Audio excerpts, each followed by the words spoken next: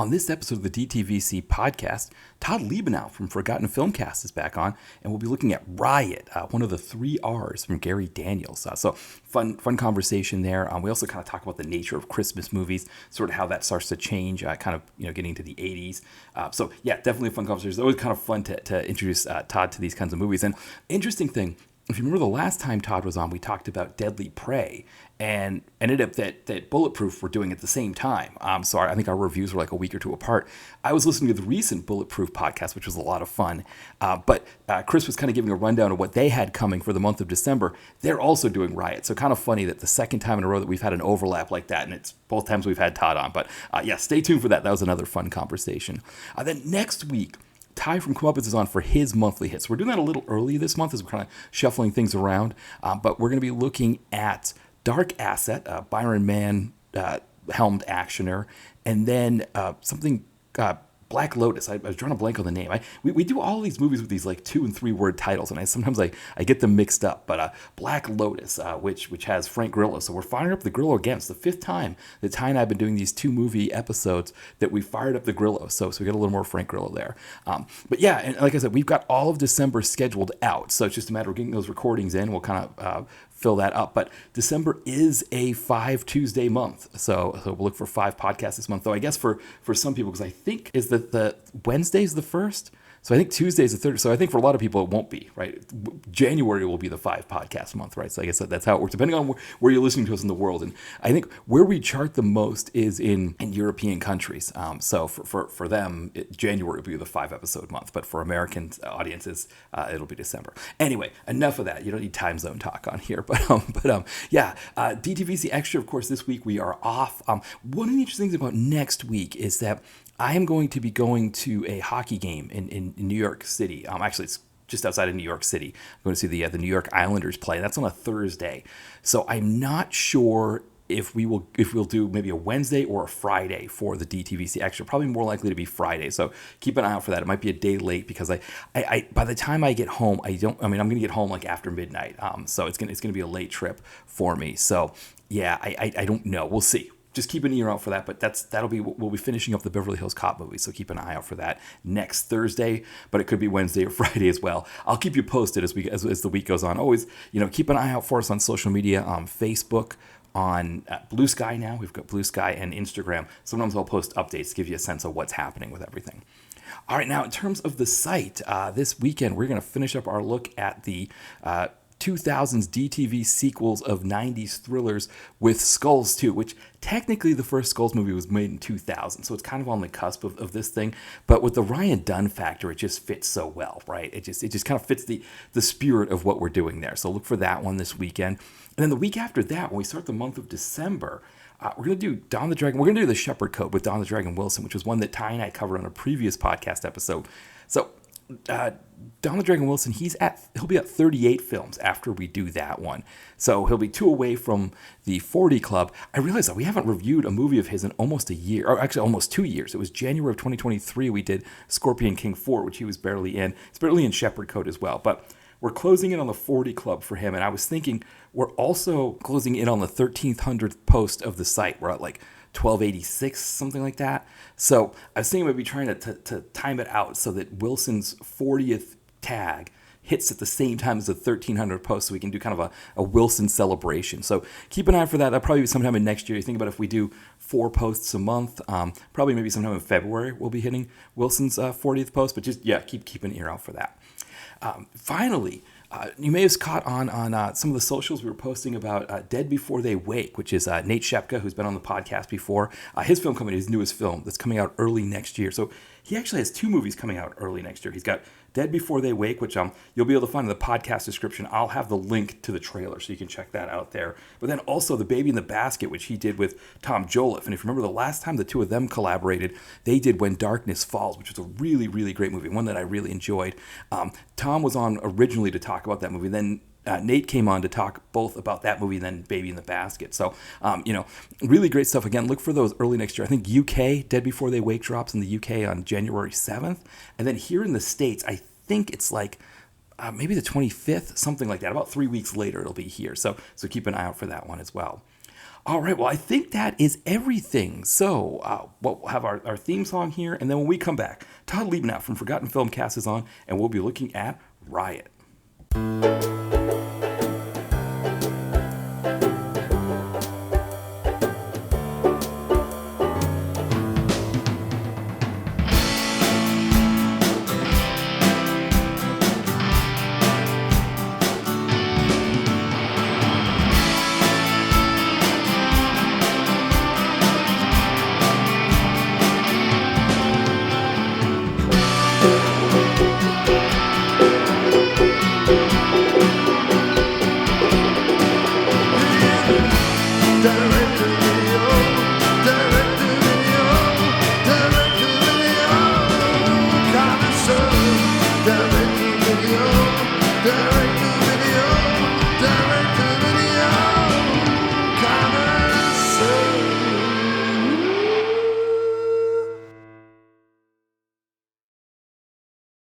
All right, welcome back to the DTVC podcast. As always, this is Matt here, and I'm joined once again by very special guest Todd Liebenow from Forgotten Filmcast. Welcome back, Todd. Thanks for having me back. Always great to be here. Yeah, always great having you. With your podcast, it's funny. You always I've been listening to your episodes lately, and you've talked about how you kind of run the gamut, right? You kind of do every you hit all errors and everything. And I think your most recent three movies, or the ones that as of us recording here, really drive that home. I think you did Juggernaut with Rich Kirk, which I never heard of that one, but it's a '70s movie that you'd probably see on TV all the time with everybody in it. A Shaw Brothers film, and then a mid '90s sort of the Trigger Effect, which I remember being out in the theater at that time. I think all you needed was like a 1930s pre-code gangster film and a 1920s German silent film, and you would have completed my bingo card. Yeah. Well, it's been a while since I've done a pre-code. I really need to solve it because I love pre-code stuff. Yeah. But yeah, I mean, it's fun to get a wide variety of stuff. I in my head there for a moment, I'd forgotten what were the last three episodes, and I thought that you were gonna also bring up. I'm looking at it now. The one before Trigger Effect, of course, was a DTV film, Circuitry Man, and I was like, oh yeah, as I was watching that one, I was like, oh, this is right up Matt's alley, Yeah, that is one. Circuitry Man is one that was like, anytime I would go into a used DVD or VHS, usually a used DVD store, Circuitry Man would be there. It's kind of like the joke about if you go to a thrift shop or a charity shop that you always see the two tape of Titanic. It feels like Circuitry Man was always at a used DVD place, and so I remember that one. I've not, I don't believe I've reviewed it on the site though. Oh, you should. You should. It's totally up your alley. I mean, it's one that I remembered from, again, the video store days. It was always there on the shelf. Never got around to watching it. The thing that I just always knew about it, I mean, I really knew nothing about the movie except that there's a guy with wires coming out of his head, and I knew that the love interest from Fletch was in the movie, Dana Wheeler Nicholson, who was also she was Wyatt Earp's wife, Kurt Russell's wife in Tombstone. Those are the two things I remember her from. So I knew she was in those two mainstream movies, and she was in this thing called Circuitry Man. That's awesome. Yeah. No, Circuitry, it's one of those ones like when you were on last time when we talked about Cracker Jack 2. So not last time because we did Deadly Prey last time, but Cracker Jack 2. That was another one that was like everybody else had covered it. All the other sites that do these kinds of movies had covered it, and it had somehow just escaped. Like I just had never gotten around to it. And Circuitry Man's another one like that. It's just sort of, for some reason, it just never made it happen. So I think you're right. I've got to eventually do it at some point. I mean, that's the kind of movies I am gravitating towards a lot of times for the show, is these ones that I'm going, why don't I remember this, or why haven't I heard of it even at all? I mean, like Trigger Effect was a perfect example of that, because I'm thinking, I mean, I suppose I saw that title at one point or another, but why didn't I watch this thing back in the day? I mean, especially considering that it stars Elizabeth Shue. And I mean, like, I had a major crush on Elizabeth Shue. I would watch anything that with Elizabeth Shue. So I was like surprised that I had never gotten around to Trigger Effect. And so as I was just going through probably Letterboxd or IMDb looking for what can I cover on the show? I was like, what's this movie? Why don't I remember this movie? Yeah, I remember commercials for it when it was in the theater, and so it I remember when it played, but I mean those commercials would not have been that frequent, and it probably would have been on like MTV. So probably like while The Real World or whatever is on, they would be like, oh, The Trigger Effect with Kyle MacLachlan and Elizabeth Shue, and I and it's interesting because of those, especially like Kyle MacLachlan, he was one of those ones that like I think with the Twin Peaks thing, it was like, okay, something's got to, there's got to be something with this guy. We got to be able to do something with him. And I Mhm. guess he kind of found his thing with Sex and the City, but yeah, they never quite found the movie roles for him. I remember when he first came on the scene, of course, because Dune was kind of the launch thing. David Lynch Mm. discovered him to play Paul in Dune. And, there was a lot of talk, oh, he's going to be this hot young actor. And immediately following Dune, that's 84, I don't remember there being a whole lot. And then, of course, Lynch would use him again in Blue Velvet. And that, of course, was a big deal. But still, I don't think really made him a household name. He really didn't start to get more recognition, I think, until Twin Peaks came along. Yeah, and that was that kind of, and of course, at that time, right, it was like, TV versus movies, like if you're trying to make it as a movie person, and then and of course, I guess the other thing too with Twin Peaks, that kind of, nowadays, right, we take for granted this whole concept of prestige TV and you know Hmm. all that, whereas like Twin Peaks, I think maybe Twin Peaks and like Moonlighting, right, are kind of like the two maybe off the top of my head that were, and I guess there's some others like maybe like like Max Headroom or something like that, but there really wasn't like this ecosystem that we have now where actors can really find themselves in TV and even Right. make that their career, make become big with that. That back then, like Kyle MacLachlan was like Twin Peaks is like you got to make that into movies, and I guess because Twin Peaks only lasted a couple seasons, it never quite took for him, I guess. There was very much a separation between, TV actors and movie actors, and I mean, there's the kind of the well documented cases of where actors are making the leap from TV to movies, and sometimes it took hold and sometimes it didn't. Like you think about like George Clooney. George Clooney had been in and out of things for years, and then he was on ER, which was a big hit show, and so then it was like, all right, we're going to turn this guy into a movie star, and that really kicked in, and he said goodbye to TV, and that was that. And then you have like your David Caruso's who are on, what was it, NYPD Blue for Right. one season, and everyone's like, oh, he's the big thing, and then he goes and starts making all these kind of schlocky 90s thrillers and doesn't really click in as a movie star, and then eventually comes back and does CSI Miami and stuff. So Yeah, I mean, Ted Danson's one that I think about who like, Cheers, right? He's the lead on Cheers. Just seems like he's perfect for making that leap into movies. He makes some movies. I mean, the Three Men and a Baby, that was a big hit. mhm. And what was the one he did with we had the ponytail with that with um uh Macaulay Culkin, where it was like he was like a criminal and Macaulay Culkin was his son and he was like Oh, blackmailing him. is that like Getting Even with Dad or something like Right. that? Yeah, Yeah. yeah. Yeah. So he had some of those, but it was like eventually just like, all right, I'm going to go back. I'm going to do Becker. I'm going to do, all that other, like you said, it didn't quite take for him. But yet Woody Harrelson, who's like, like just like a, Yeah. a Yeah. supporting character in there, he gets these big roles. And, what was it? What was it? Indecent Proposal? Was that his first screen role? I'm Oh, I trying to think think. well, he had others, Yeah. but I don't know the exact chronology of them.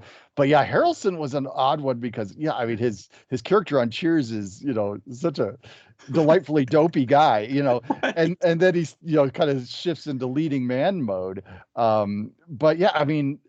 Indecent Proposal was a big change for him, but I remember there were other things like I think he's got a supporting part in that Michael J. Fox Doc Hollywood, and Right. there's that with Kiefer Sutherland, the Cowboy Way, I That's think. right. That's You right. I know, forgot about that. so Yeah. there were some movies like that, I think, before he kind of got the leading man thing going. Yeah, but like if there was betting odds, right, on who out of the Cheers cast would have, Yeah, yeah. it's like Ted Danson would have been like 2-1 odds. You would have been like, Uh, okay, Woody Harrelson would have been way down there. You would have made a lot of money if you could bet on that kind of thing. but you know how they do those things where they say like, who's the biggest box office star of this group of people? And it always ends up being someone that feels a bit more obscure than what you would think. Like if you look at I forget what it was. I think maybe they were looking at the cast of the Lord of the Rings, Oh and yeah, they said who's the biggest box office of the major people in the Lord of the Rings. And it turns out to be Hugo Weaving, because he's in the Lord of the Rings, he's in the MCU, he's in the Matrix films. So all that added up together, he's the biggest box office. right. And likewise, I think if you looked at Cheers, just off the top of my head, I'd say probably the biggest box office is Ratzenberger, because he's in all the Pixar movies. That's right. Oh, I forgot about that. That's right. He does all that voice work, right? In my head, I'm thinking of Harrelson because he's, in front of the camera. But you're right. Ratzenberger, he's done so many of those pit scars that are like billion-dollar earners for Disney. He's also in The Empire Strikes Back, so that That's helps right. too. That's right. That's right. Exactly. Yeah, that's a good point too.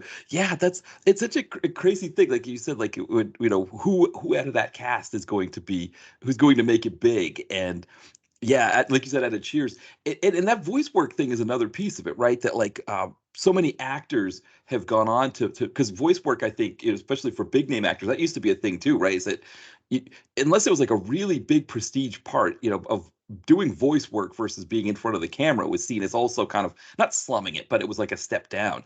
And now it's like big name actors. I mean, Chris Pratt doing the Super Mario movie. I don't think a big name somebody at that level at that time would want to be doing something like that. But now that's seen as a big part. Yeah, I think the voice work thing, I mean, I'm sure someone that's an animation historian could track it better. You certainly have occurrences of, big names doing voices prior to this, but I think the turning point was Robin Williams doing Aladdin. I think Right. Yes. once that happened, people were kind of like, Right. okay, there's something to this.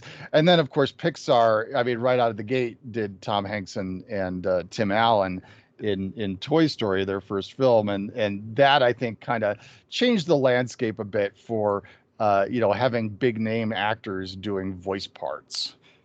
That's a great point because you really what are you going to say if Robin Williams is doing it, right? Like you can't, you know, like your agent can't be like, oh, that was a bad move, right? Because if Robin Williams is doing it, who are you to say I'm not going to do voice Right, work? right. Yeah. Yeah, that's a good point. Yeah, Robin Williams, I think, is kind of that kind of actor that he would do a lot of different things at that time. I mean, when you look at his filmography, he had some really interesting misses in addition to the hits that he had. But I think he was someone who would just take, he would just, if he liked the project, he was going to take it no matter what the ramifications might be, or the idea that it should be good or bad for your career. I mean, we kind of forget that Robin Williams actually faltered a little bit when, again, he was making that transition from TV to movies, because Yeah. he was Mork, and that was a Right. big hit, and so they were like, all right, well, let's you know switch this guy over to movies. And there was some big stuff out of the gate. I mean, Popeye was, Yeah. I think, a pretty decent hit, and certainly a favorite of my childhood. I always remember that was the first movie we ever taped off a TV when we got our first VCR. Um, but then he had some stuff in there in the 80s that some of it was certainly critically recognized, but wasn't exactly big box office. I mean, we look at like World According to Garp or Moscow on the Hudson. I mean, those aren't big movies. And I don't think it was until we get a little further on. I think Good Morning Vietnam was maybe another kind of turning point in his career, where it's like, okay, we're going to pay more attention to Robin Williams again. I mean, it was a big hit. He got an Oscar nomination out of it. So, Yeah, because he follows that one up with Dead Poet Society, right. and yeah, and that seems to be, like you were talking with Tom Hanks. It seems like a lot of times it's a matter of getting like one or two movies together that like, one hit after the other. Because yeah, Good Morning Vietnam, I remember. I mean, though he was like the face of that movie there really Yeah. wasn't, every commercial was him. I remember because the guy Adrian Cronauer that the movie was based off of, he did a talk at the UMaine when I was going to school there, and he was talking about like the whole Good Morning Vietnam, like why he did that is that apparently he would like get into the DJ booth late, and he would be like having to like sift through the records to find what he was going to play first. So he would do this big long "Good Morning Vietnam," and while he was sifting through records, that was how that came about. And so, but it was kind of funny listening to him. And of course, I think he really liked that performance that Robin Williams did there. But yeah, that's a good point because I always forget about that was one of those roles that wasn't, it was solely him that you were seeing everywhere. And so like Dead Poet Society, the movie wasn't him entirely. It was, all of these kids and all the stuff that they were doing. But I think there was still enough of that carryover from the one before it. Oh yeah. Well, I mean, they certainly marketed Dead Poet Society. I mean, it's a different tone, but they were almost kind of trying to make it look like, oh yeah, it's Good Morning Vietnam, but we're at a a boys' school, or something like that. But yeah, with Good Morning Vietnam, I always wonder. I mean, how much of a script was there actually? Because I mean, so much of what Robin Williams doing is just right off the top of his head. But yeah, I mean, you're right. I mean, that was the big selling point of it. I mean, every ad focused on that. I mean, even the soundtrack album was a hit for that, and it was a combination of having these great 60s era songs on there, and then in between the songs were bits of the Robin Williams routines from that movie. So we played that soundtrack over and over and over again.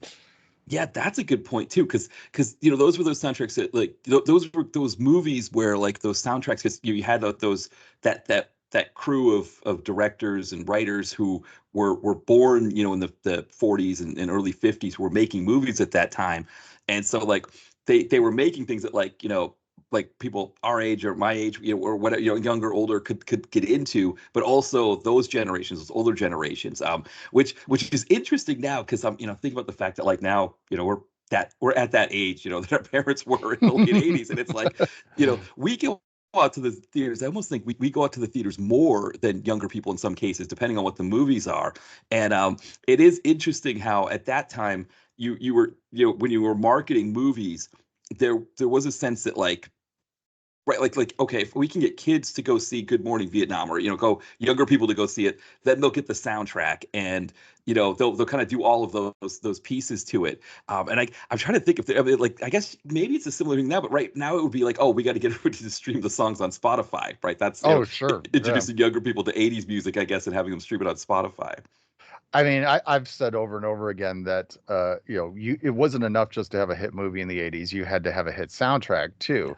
And I'm gonna I'm not gonna say too much, but an upcoming episode of my show involves a guest who's very involved in soundtrack music. And but I've been spending a lot of time kind of focusing on the soundtrack songs of the 80s, and I love it, kind of digging up those and looking into not just the hit songs but the ones that are a little under the radar, or forgotten. I mean, not unlike the type of movies I talk about. I always think it's fun to dig up some uh record that was maybe not quite a hit, but it happened to be on the soundtrack of whatever movie. It's always a lot of fun. Yeah, because it's interesting, like thinking like when you hear about some of the soundtrack things, like I'm looking at the Beverly Hills Cop movies on the solo podcast episodes that I do, Oh, and the first movie is such a great soundtrack. right, and it's like they wanted that second movie to have kind of and of course it's funny because it's the only number one hit for Bob Seger in the second film, Uh-huh. but like I've read that he wasn't supposed to do that, and they wanted to bring back Glenn Fry, but he was ill, and so Glenn Fry said, "Well, have my buddy Bob Seger do the song." But yeah, they wanted that soundtrack to sell the way that the first movie soundtrack did, and but it did when you look at the songs, it doesn't quite have the same number of great ones as that first one did. Well, I always forget that the Beverly Hills Cop 2 soundtrack is actually where George Michael's "I Want Your Sex" first appears. Yes. And I always forget. Oh yeah, that's from Beverly Hills Cop too. Right. And what's kind of funny about that is that like because that's kind of maybe that one or that or breakdown. I guess I'm trying to think like from a legacy standpoint because I think as Michael George Michael had was a bigger star after that maybe that one had a bigger legacy. But yeah, when you look in the credits when they're showing the songs, it's like every other song has like Harold Faltermeyer or Giorgio Hmm. Moroder or whoever that were co-writing the songs at those times because that was kind of what happened right with those soundtrack songs like Berlin right with Take My Breath Away, like they didn't write that song. I think Giorgio Right. Moroder wrote it, and yeah. Yeah. But then you see I Want Your Sex, and it's just George Michael, and that's it. He wrote it. He it's because it's his song off of his album there. And so I guess Nasty Girl from Vanity Six, that one also wasn't written for the soundtrack because I guess the stripper in the first movie in that scene, that's what she danced to, and so they're like, all right, well, let's just get the rights to it. You mentioning Giorgio Moroder. I mean, as I've been digging into soundtrack music, especially over the last several months, I just blown away by how many songs from these 80s movies he was involved in that I didn't Yeah, even realize. I mean, this guy is one of those ones. I mean, there's certain people that you kind of put up there as like the kings and queens of the 80s movies soundtracks, that just did song after song, like, Kenny Loggins, of course. yes, Kenny Loggins did so many. Irene Cara did a bunch of them. But Moroder, I mean, he's behind the scenes, because he's not the artist listed when you play that song on MTV, but he's behind so many of those songs. And like say, stuff like Take My Breath Away. I mean, that's an iconic song. It won the Oscar and such. Biggest hit Berlin ever had. yes, But they didn't write it at all. And I know that was like some say that's what tore the band apart because yes, the it's mainly Terry Nunn and I sorry, I forget the other guy's name yeah, that are the two people. But the guy is the one who, he was like the main writer of stuff. And so the band was always they were performed his songs. And so then they get this chance to do this other song and he didn't write it and it's their biggest hit ever and it basically tears the band apart. It's just a right. bizarre story. Yeah, because I remember the behind the music, because that's how I first kind of learned about Giorgio Moroder myself was the behind the music for Berlin.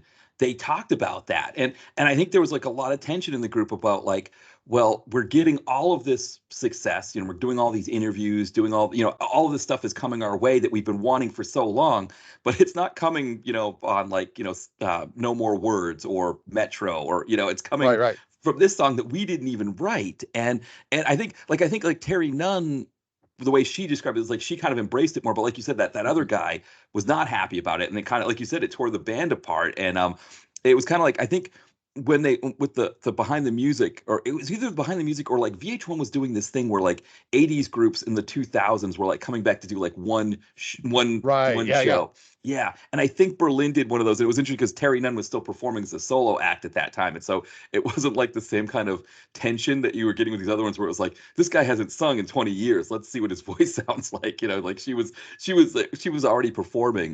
But it was like this kind of like this catharsis, I guess, when they all came back together. But yeah, that was how I learned about Giorgio Moroder. Was Moroder was Berlin's behind the music. Now, have you seen Moroder's version of Metropolis? No, I haven't seen that yet. No, I've been meaning to. So it's an interesting watch. Basically, for those that don't know, this is back in 1984, which is my favorite movie year. Right. But he took the silent movie Metropolis, which of course has many different versions floating around out there because they keep discovering missing footage from it and such. Yes. But whatever existed at that time. He took that and then got a bunch of pop music buddies together and they all did various songs to go along with the different scenes. And so, it's kind of like, imagine each sequence of that being like its own music video, because you've got these songs by Freddie Mercury and well, I don't even remember who else off the top of my head, but it's an interesting watch. I'm not going to say it's the definitive way of watching that movie by any stretch of the imagination, but it's certainly interesting to see, especially kind of given just the state of music at that time and kind of the emergence of MTV and all that stuff. Yeah, that's like I've heard of it. And it's funny. Yeah, you talk about the different Metropolis versions because I think what they found a copy of it in. Oh, am I thinking of that one or is it was it Passion of Joan of Arc that they found it like in a mental hospital in Norway. They found like Mm. reels of that like with missing footage. That I guess there was like a doctor in the mental hospital who would like play movies for the patients to make them feel better. And they just kind of found buried some some film reels. It was maybe or because I think no maybe the Metropolis one was like footage in Argentina or something like that that he just sort of discovered it somewhere. But so I think I think Kino Lorber had put out a new version of it recently, and that's when I had heard about that Giorgio Moroder version, and I've been meaning to check that out. Yeah, yeah, and it's worth a watch. But yeah, I mean, Metropolis is like Blade Runner. I can't keep track of all the different versions. Yeah. Yes, exactly. Because it is such a I mean, movie at that time is such a fascinating thing because, we take for granted now this idea that like, and I guess it's funny. I say we take for granted now this idea that like movies exist and we archive them and we keep them and all of that. But there are like, still like, direct to video movies from the 80s that just sort of go missing or you don't see them Oh anymore. yeah. You don't know what happened to them. But, in the 1920s when, movie was first starting to be a thing, it there was I think there was a sense of like okay we've got to maybe keep certain ones but there's somebody like someone like a John Ford has like movies in his catalog that you can't find that Yeah. nobody knows where they are. I mean, we're almost a little bit like that now with just kind of the transition from VHS to other medias and now in a digital age and such. I mean, I think that's part of why there's been this kind of reemergence of interest in VHS because there are these movies that never made it to another type of media. And so it's this wonderful kind of thing. I mean, maybe not as exciting as finding a copy of Metropolis in the basement of a mental hospital, but Right. like, I I'm sitting right here next to a pile of VHS tapes that I picked up at my local used video stores, and like some of these things are things that I'm going. I don't know that these ever made it to DVD, and I'm like, I gotta check that out just because I'm bizarrely curious. I mean, I'm holding in my hand right now a VHS copy of a movie that I remember seeing on video store shelves back in the day, but never watched it. It's called Uphill All the Way. It stars, of all people, Roy Clark from Hee Haw and Mel Tillis. And I'm like, I don't know a thing about this movie except that I remember seeing, this same box back in the '80s. But hey, I can buy it for $1, and so I bought it, and I'm gonna watch this thing someday. Yes. Yeah, it was one of the things I've been discovering because, like you said, like a lot of those VHS ones, of course, a lot of the movies that I do, what I'm finding now is that people are taking their VHS copies and they're putting them on YouTube, and Hmm. that's always an interesting thing too because again the rip can be interesting. It can sometimes be like a cloudy image that sometimes you can't even see, but also too like sometimes the estates of like maybe somebody's grandfather owned the rights to this movie and suddenly like grandfather passes away and it's like the kid has it's like oh well I think I'm going to make money off this movie they just put it in the copyright or like the person who uploaded it may have uploaded a ton of stuff Right. and so then they get a copyright strike against them for something else completely different, but that kills their whole account and the movie goes. Um, Hmm. and so you're right. Like if you can find an actual VHS copy of it, like you can find your own physical copy of it. You're not beholden to like somebody else is uploading it or that kind of thing. Yeah. Well, and the other cool thing about the VHS too is, as I was kind of browsing the store that day, kind of the memories coming back of some of these old styles of boxes and such, because, each video company kind of had their own thing they were doing with the boxes. And so like, one of the ones I've got here is from Thorn EMI HBO video, and they used to do these big hunky white clamshells. I don't know if you remember that. Oh, yes. So I've got one of those. I've got one here from 20th Century Fox. This is what year was this movie? This is Author starring Al Pacino. I think it's from like 80 2. There it is, right on the back. But these boxes have this slide out drawer on it, that the tape sits in. And it's just, this is before everybody kind of settled on the very simple, slip from the top cover that they all went to. But it's wild to have the memories flood back when everyone was still kind of decide, how are we going to box and display these VHS tapes. Yeah, because at the time, right, like in the 80s, for both, VHS and then, CDs, right, was the new medium that's kind of coming out that's sort of starting to replace cassettes and LPs.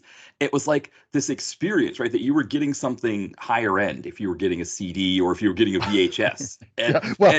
Remember the big bulky boxes the CDs used to come in? Yes, they used to come in these long boxes. Yes, exactly. Yeah, so you go to the record store, or you'd see like those long boxes that would be stacked up there. And I think there was a few things where it was like, one, I guess like security, because I guess it was easier for them to put like those plastic gate kind of things over the smaller ones. But I think that, I think the record companies too were like, well, if we're putting everything on CD, why are we spending all this money on it? I remember MTV actually did a thing about the end of the long boxes. I think they did like I think Kurt Loder, I think Kurt Loder was hosting. It was like probably one of the younger MTV reporters that was out at like Tower Records in New York City talking about the end of the long boxes. I kind of remember that. Serena Altschul reporting on the end of the long box. Right, exactly. That could have been her. Like one of her first, when Kurt Loder, of course, just say, "Thank you, Serena," and then just moves on to something else. Yeah, exactly. I used to actually save those long boxes. I would cut, like the front off. Yeah. Because it actually it was almost like having a mini poster for the album, know? So I used to cut that out and I'd like stick them on the wall. Yeah. It was amazing because, and it's funny because I guess when it came to like my friend, a couple of my friends who were a little bit older, they talked about going to like Sam Goody and stealing those.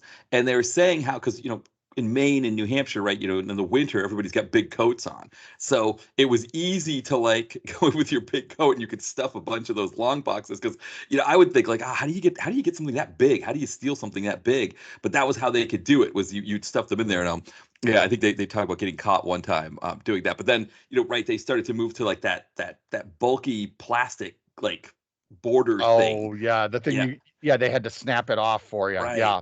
Yeah, exactly. And I guess it was easier to do that around just the jewel case than it was to have the long box. But yeah, it was a different, and like I think with VHS it was a similar thing where it was like there wasn't this thought of like having like hundreds of VHS tapes that you need to have on your thing. But also I guess like the movies weren't thinking about, we need to put out like hundreds of thousands of copies of these on VHS. We're just making a small amount because not everybody's buying them. It's mostly video stores that are getting them. So why not make it a nice experience, like make it a nice case and everything? And then when it was like, no, everything is getting VHS releases, now it's like, no, we need to save money, so we're just going to do the cardboard box. Yeah. Well, I mean, they were $100 a pop back then, so yeah. Right. It's like if you're selling something at that kind of price, you got to make it, there's a sense of like, it's funny. I say that because nowadays, I think if you buy something at that kind of price, there's still going to be a sense that like the box is cheap. I mean, I know like Apple kind of gives you that nice, they give you the big box for your iPhone and, all of that stuff. But for the most part nowadays, it's not the same feeling like, oh, if you're getting something for this much money, you need to have like a nice experience all around, like, okay, if I'm spending $100 on a VHS, I should have a box that, like you said, has a kind of like a sliding drawer kind of piece to it and all of that. And it's like, no, just, if you're spending $100 on a VHS, you could just get the box that comes in. Yeah. I mean, half the things anymore that you get, I mean, they don't even try to pad out the box. I mean, you order a pair of blue jeans from Amazon and they just send you like a plastic baggie with blue jeans and all your neighbors know you got a pair of blue jeans, The one thing that's different is Lego. I mean, I always think Lego are the kings right now of like pumping up the dimensions of what they're selling, because they want you to make you think, when you go and you buy that Death Star, you got this big box and it's like, you got to feel like you're getting something big. You open it up and it's got these little baggies in there and you're like, look at all this dead space. Right, exactly. That's a good point, right? Because there's that sense that like you're really going to accomplish something when you put that together. Yeah. Yeah, yeah. Now, this actually might be a good segue here because, you know, one of the things I think about with like the 80s, like that we're talking about here with Christmas, is that that seems to be the period, I don't know about you, where Christmas becomes the most commercialized. It's almost like I think it was, starting in the 70s. I think, Dan Aykroyd, of course, being on SNL with Jane Curtin, where he's like, the product rep for the bag of Hmm. glass and whatever, Oh yeah, but yeah. it seems like the 80s, that's where, like, in the 70s, I don't think there were any like parents fighting over toys in in the mall like there was in the 80s with like Cabbage Patch Kids and things like that. And it feels like there's sort of almost like a I don't know about you, but like this idea of like what's a Christmas movie. It feels like even in the 80s that, yes, in the 70s you had like Black Christmas, things like that, but I feel like the 80s, the concept of a Christmas movie started to change. Yeah, I mean, that's where you got, some of the ones that are really iconic from our youth. I mean, I think of things like A Christmas Story, and then of course even like the not so traditional like Die Hard, of course, coming out there. But I mean, yeah, Christmas Story, Scrooged, Christmas Vacation later in the decade. I mean, you can almost include Home Alone. I think that's 1990, so. Um, yeah, I mean, it's kind of where I feel like we got into more of this cycle where, almost every year you're getting something that is very clearly themed around Christmas.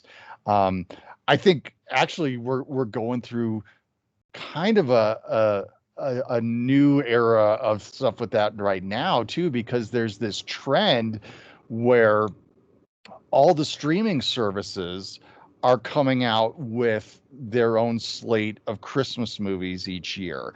And I think a lot of that is maybe in response to like the Hallmark Christmas movie trend, because some of these movies are very similar to, like the Hallmark type of style of things. Not that I've really spent much time watching those movies. Um, but I mean, like, if you look at this year, I was just looking at it a few days ago, and like you've got, for example, I think it's Paramount Plus has this movie with Jack Black playing Satan, but like a kid writes a letter to Santa, but misspells Santa, so it goes to Satan. So Satan poses as Santa Claus. So they've got that one. I think it's Hulu has some Ben Stiller Christmas thing going on. Um, and I know that like Netflix has several. There's another Lindsay Lohan one that comes out in a week or two. She had a Christmas one on Netflix last year because she's got a contract with Netflix right now, I think. And there's one that just hit, I think, last week as we're recording this with um, Party of Five girl, Lacey Chabert, Yes. that's called Hot Frosty, where it's like, Snowman comes to life as a hot dude and, rom com thing going on there, I Yes. guess. Yeah. So, yeah, I mean, like all the streaming services have to have their Christmas movies so that people can binge watch Christmas movies on their services like they do on the Hallmark Channel or whatever. Yeah, and it was funny because you mentioned about like watching a lot of those Hallmark movies. I've actually found myself watching them more than I planned to because one, like, it seems like guys like Dolph Lundgren and Gary Gaynor, who we're going to talk about here today, they've done Christmas movies, and then also the directors, low budget DTV directors like Fred Olen Ray or David Dakota, who made tons of money doing action and horror and I don't want to say soft core, but like Hmm. movies with women, showing their boobs a lot, those kinds of movies. They made a lot of money with that in the 80s and 90s.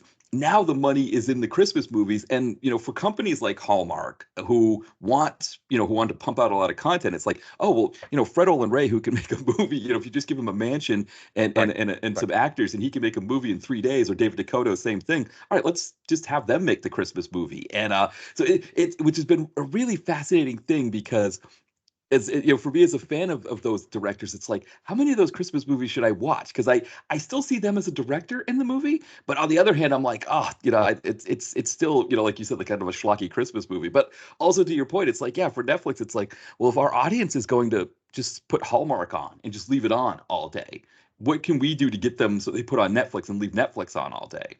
Yeah, mentioning those folks like Fred Olen Ray and all that stuff. I almost feel like, if Roger Corman, rest in peace, were still with us, instead of just turning out Sharknadoes all the time, he'd be making Christmas movies. Right, exactly. Exactly. I imagine he probably did get. Imagine like New Concord probably has their set of Christmas movies too. It's kind of amazing that it's become sort of this. It's almost like where the money is. I know Urban Pictures like Tubi does a lot of urban movies, and that's I've heard from low budget directors that that's a place where they make a lot of money now too. But the Christmas movie, it's like if Hallmark is going to pay you, and that's where it's like they don't make any money from like those schlock like the schlocky action like what we'll be talking about here today. It's like the budget's not really in it, I guess, and or they don't have the budgets to make the movies the way they want to make them, and so it's yeah, why don't I just make the Hallmark movie where I can get paid as a hired gun and at least still be working as a director. Yeah, and I don't know, but I would imagine that you don't have a massive budget on these type of things. Because I mean, you get a nice little idyllic house for the little family Christmas gathering. Get some fake snow in there.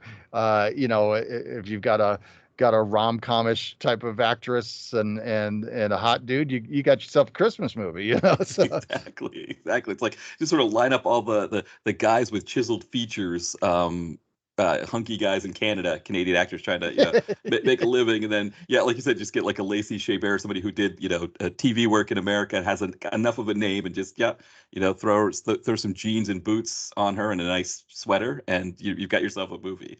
Yeah, and just then you just need a theme for it. I mean, what are we gonna do this way? We'll do cowboys on this one, okay? And Exactly. how about this one? Okay, well, we'll make him a football player in this one. It'll be a sports themed one. I mean, there's so many possibilities. Yes, yeah, exactly. Now, when it comes to Christmas movies, there's always that debate, right? Is Die Hard a Christmas movie or not? And I guess from your end of it, are you someone who has kind of an expansive definition of what's a Christmas movie, or do you feel like it's got to be like this sort of like wonderment and merriment kind of that kind of traditional Christmas movie?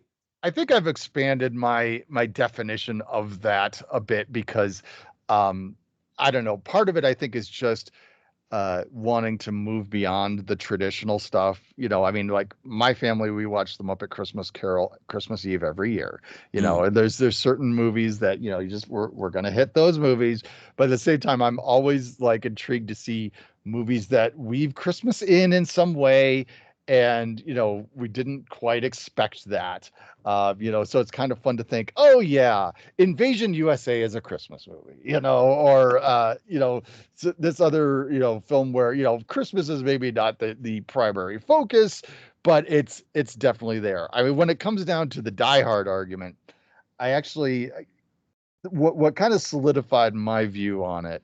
Actually, you mentioned Richard Kirkham, who was on my show this past episode where we talked about Juggernaut. He's the one that finally sold me on, yes, Die Hard is a Christmas movie, and here is why.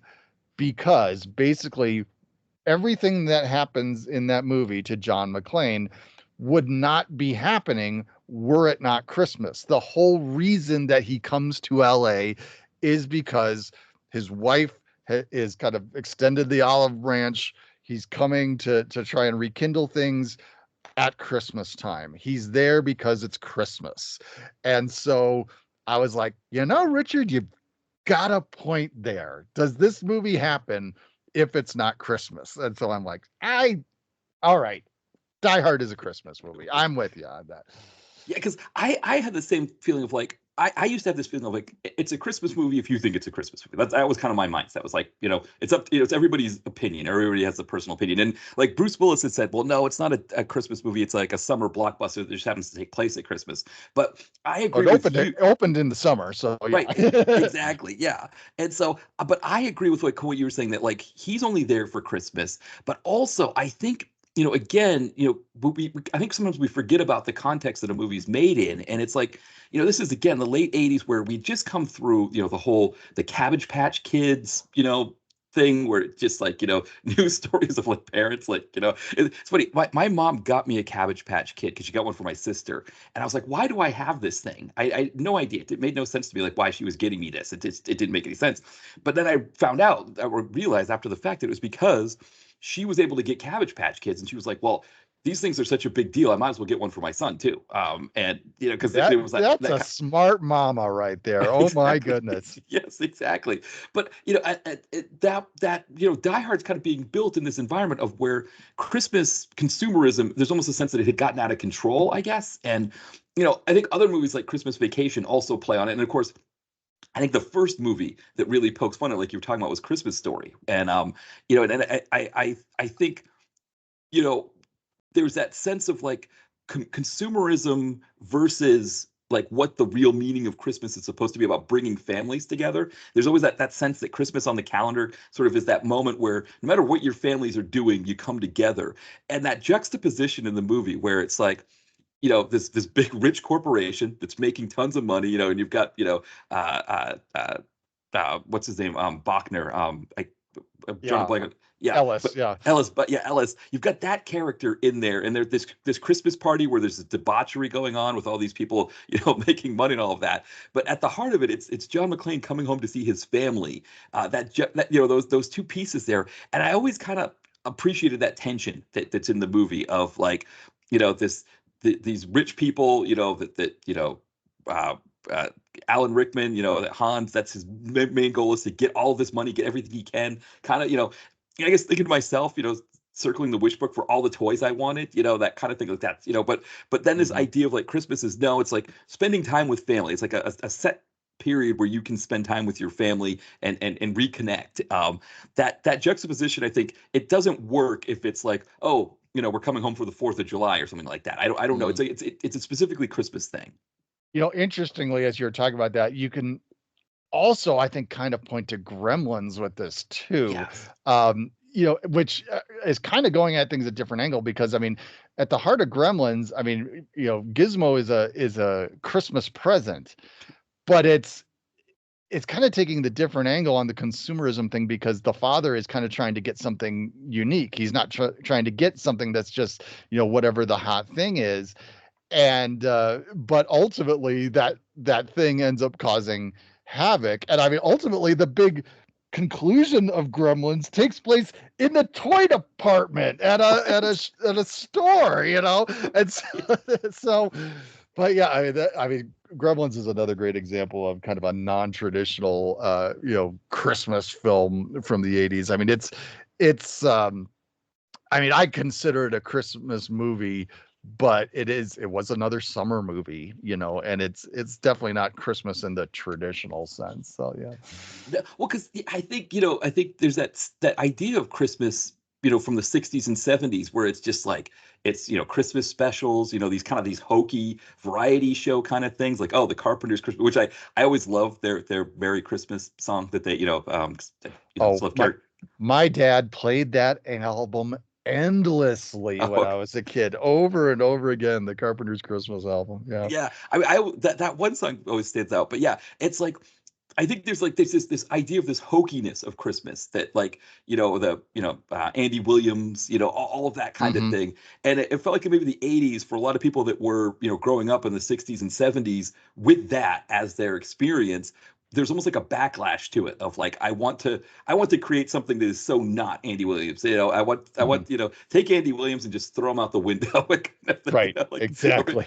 yeah. And I think for a lot of people, there's sort of two kinds of people that grew up with that. There were some who hated it and they love the idea of, a Gremlins or a Die Hard or even a Christmas Story that like are kind of, sort of poking holes in it. And then there's some people who have the nostalgia for it, who are like, no, no, this isn't Christmas if it's not that kind of thing. Yeah. Yeah. I mean, I guess everybody celebrates the holiday in their own way, and that Yeah, includes the exactly. movies that we enjoy. Right, exactly. Exactly. Well, and that kind of brings us to this film here, Riot, that we're going to be speaking about, because this is technically a Christmas movie. Yep. Yep. Christmas is throughout the film, but it's probably not on a lot of people's, Christmas watch lists, I don't think. I had no idea until we just settled on it for this podcast. I mean, I think well, if you've listened to my podcast, you know that the world of Gary Daniels is new to me, and so back earlier this year. I had Ty from Comeuppance on my show. Got introduced to him through his regular appearances on this show, and so when we started talking about what movie can we discuss, he was like, well, how about let's do Recoil with Gary Daniels. I was like, okay, I've heard about this Gary Daniels guy. All right, let's do this. And then you mentioned doing Riot, and I'm like, that means I'll have two down, because Ty told me there's 3 R's with Gary Daniels. There's Recoil, Riot, and Rage. So now I've knocked off two of them. Exactly. And the funny thing about this one, Riot, is it comes after Rage. So Rage is the last one that you have to do it. The funny thing is Kenneth Teagar's character is the same as the character in Rage, but Gary Daniels' character is not the same character as Rage. It's a Okay. fascinating thing. It's like how Sho Kazugi shows up in all those Canon Ninja movies, but he's a different character each time. Exactly. And this movie has some other features to it. So I always had this one as like the third of the 3 R's for me. Like in my rankings, I always had Recoil, Rage, Riot. But there are other people who put Riot above. So it's a very, I think it's a very subjective kind of thing. But watching Riot again, I realized like there's just so many interesting, and I mean, of course, the action stuff in it, that the stunts are just kind of ridiculous for what you'd expect a DTV movie to be. Oh yeah, well, I mean, that's one of the things that Ty and I talked about when we talked about Recoil. I was like, well, the stunts really impressed me. They just were it was clear this is where they were putting a lot of the money and a lot of the work, because I love that we had lots of big explosions, and that we don't just have the explosion, but we see like bodies hurled through the air and things Right. like that. And you definitely get the same thing going on here. There's a number of explosions where you see this body flopping around in the air as it goes on. Exactly, because the director is Joseph Merhi of the Merhi and Pepin fame, but when you watch the credits roll, right, the first name on the top is Spiro Razatos, who is the action director. And there's actually three names in this. So Spiro Razatos, he's the stunt coordinator, action director, who he goes on in the 2010s to be a huge part of what we think of as kind of the best actioners of the 2010s. The Fast and Furious films, Captain America: Winter Soldier, Expendables. But then two other names that are working with him on this: Chad Stahelski, who from the John Wick movies, but also he was Keanu Reeves' stunt double in the Matrix films. So he was big in that. And then Darren Prescott, who would go on to do like action directing. He was the stunt coordinator for the John Wick film. So it was like Stahelski and Prescott working together. So it's kind of funny to see these three names who are such a big part. I mean, Darren Prescott also was like the action director for like the Deadpool. I think the second Deadpool movie. I think if you add in Brian Smurs, who's not in these movies, it's like those are kind of the four names that did like the most for action in the 2010s. But it's fascinating that all three of them are here in this direct-to-video movie from the mid 90s. That's pretty cool. I mean, it's nice to see that.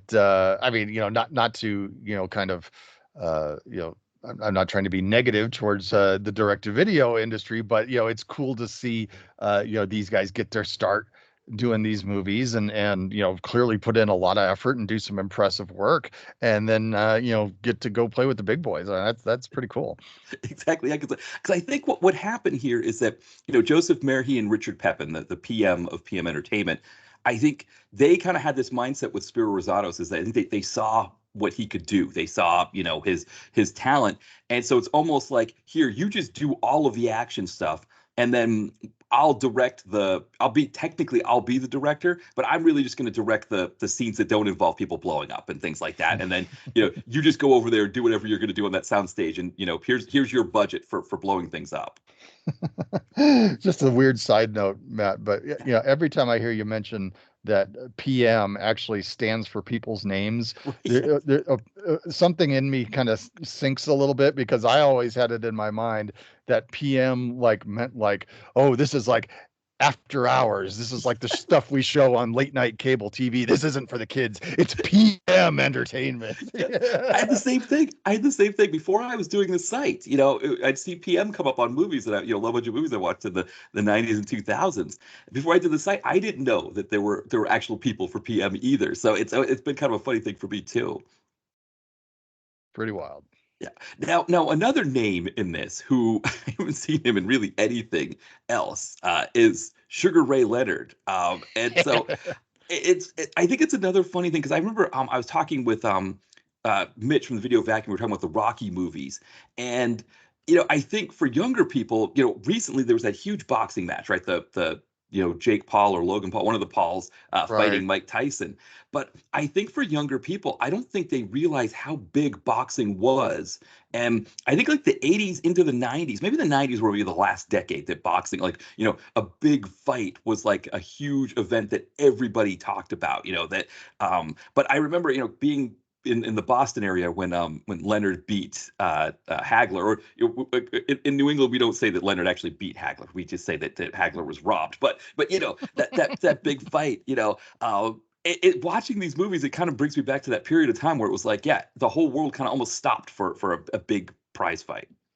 Well, and Sugar Ray Leonard, I mean, I know he would show up in lots of different things Yeah. in the 80s. Yeah, he must have been in a lot of commercials and such because I mean, even as a young person that didn't really pay much attention to sports and certainly not boxing, I knew who this guy was. I was just trying to look up on his IMDb page to see, if he had been like in a lot of guest appearances and stuff. And I'm surprised I'm actually not seeing very much listed, like an episode of Married with Children, an episode of Tales from the Crypt. But I mean, like in the back of my mind, I'm going, surely he showed up on like Different Strokes, Facts of Life, stuff like that. He was a personality that I was very aware of. And, but I mean, I guess it's kind of a given. Yeah, he was a big name in his area of sports. I mean, certainly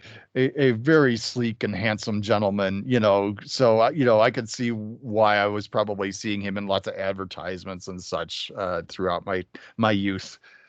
Yeah, exactly. Because I was curious too. Because when you look under self, you don't see like Different Strokes and things like that. But I think it was, I mean, the commercials, right? I mean, I think he did like what was it, Miller Lite, I think, or Mm, one of those big beer chains where it was just like he would show up with, right, with the boxing ones. A lot of times they'd show up with their belts on their shoulders, right, yeah, yeah. and they go to the bar and it would be like, oh, you're Sugar Ray Leonard, and you're so, and it's like, why do you like Miller? Well, it's less filling, than the other. It tastes great. Right, exactly. I don't remember if he did that with Hagler, or if maybe it was two other heavyweights that did that, right? The less filling tastes great. It's like, are they going to fight? Are they going to get into it? But yeah, he was everywhere. And it's funny, like from an acting standpoint, he does what? Like he does, like you said, he's in this movie.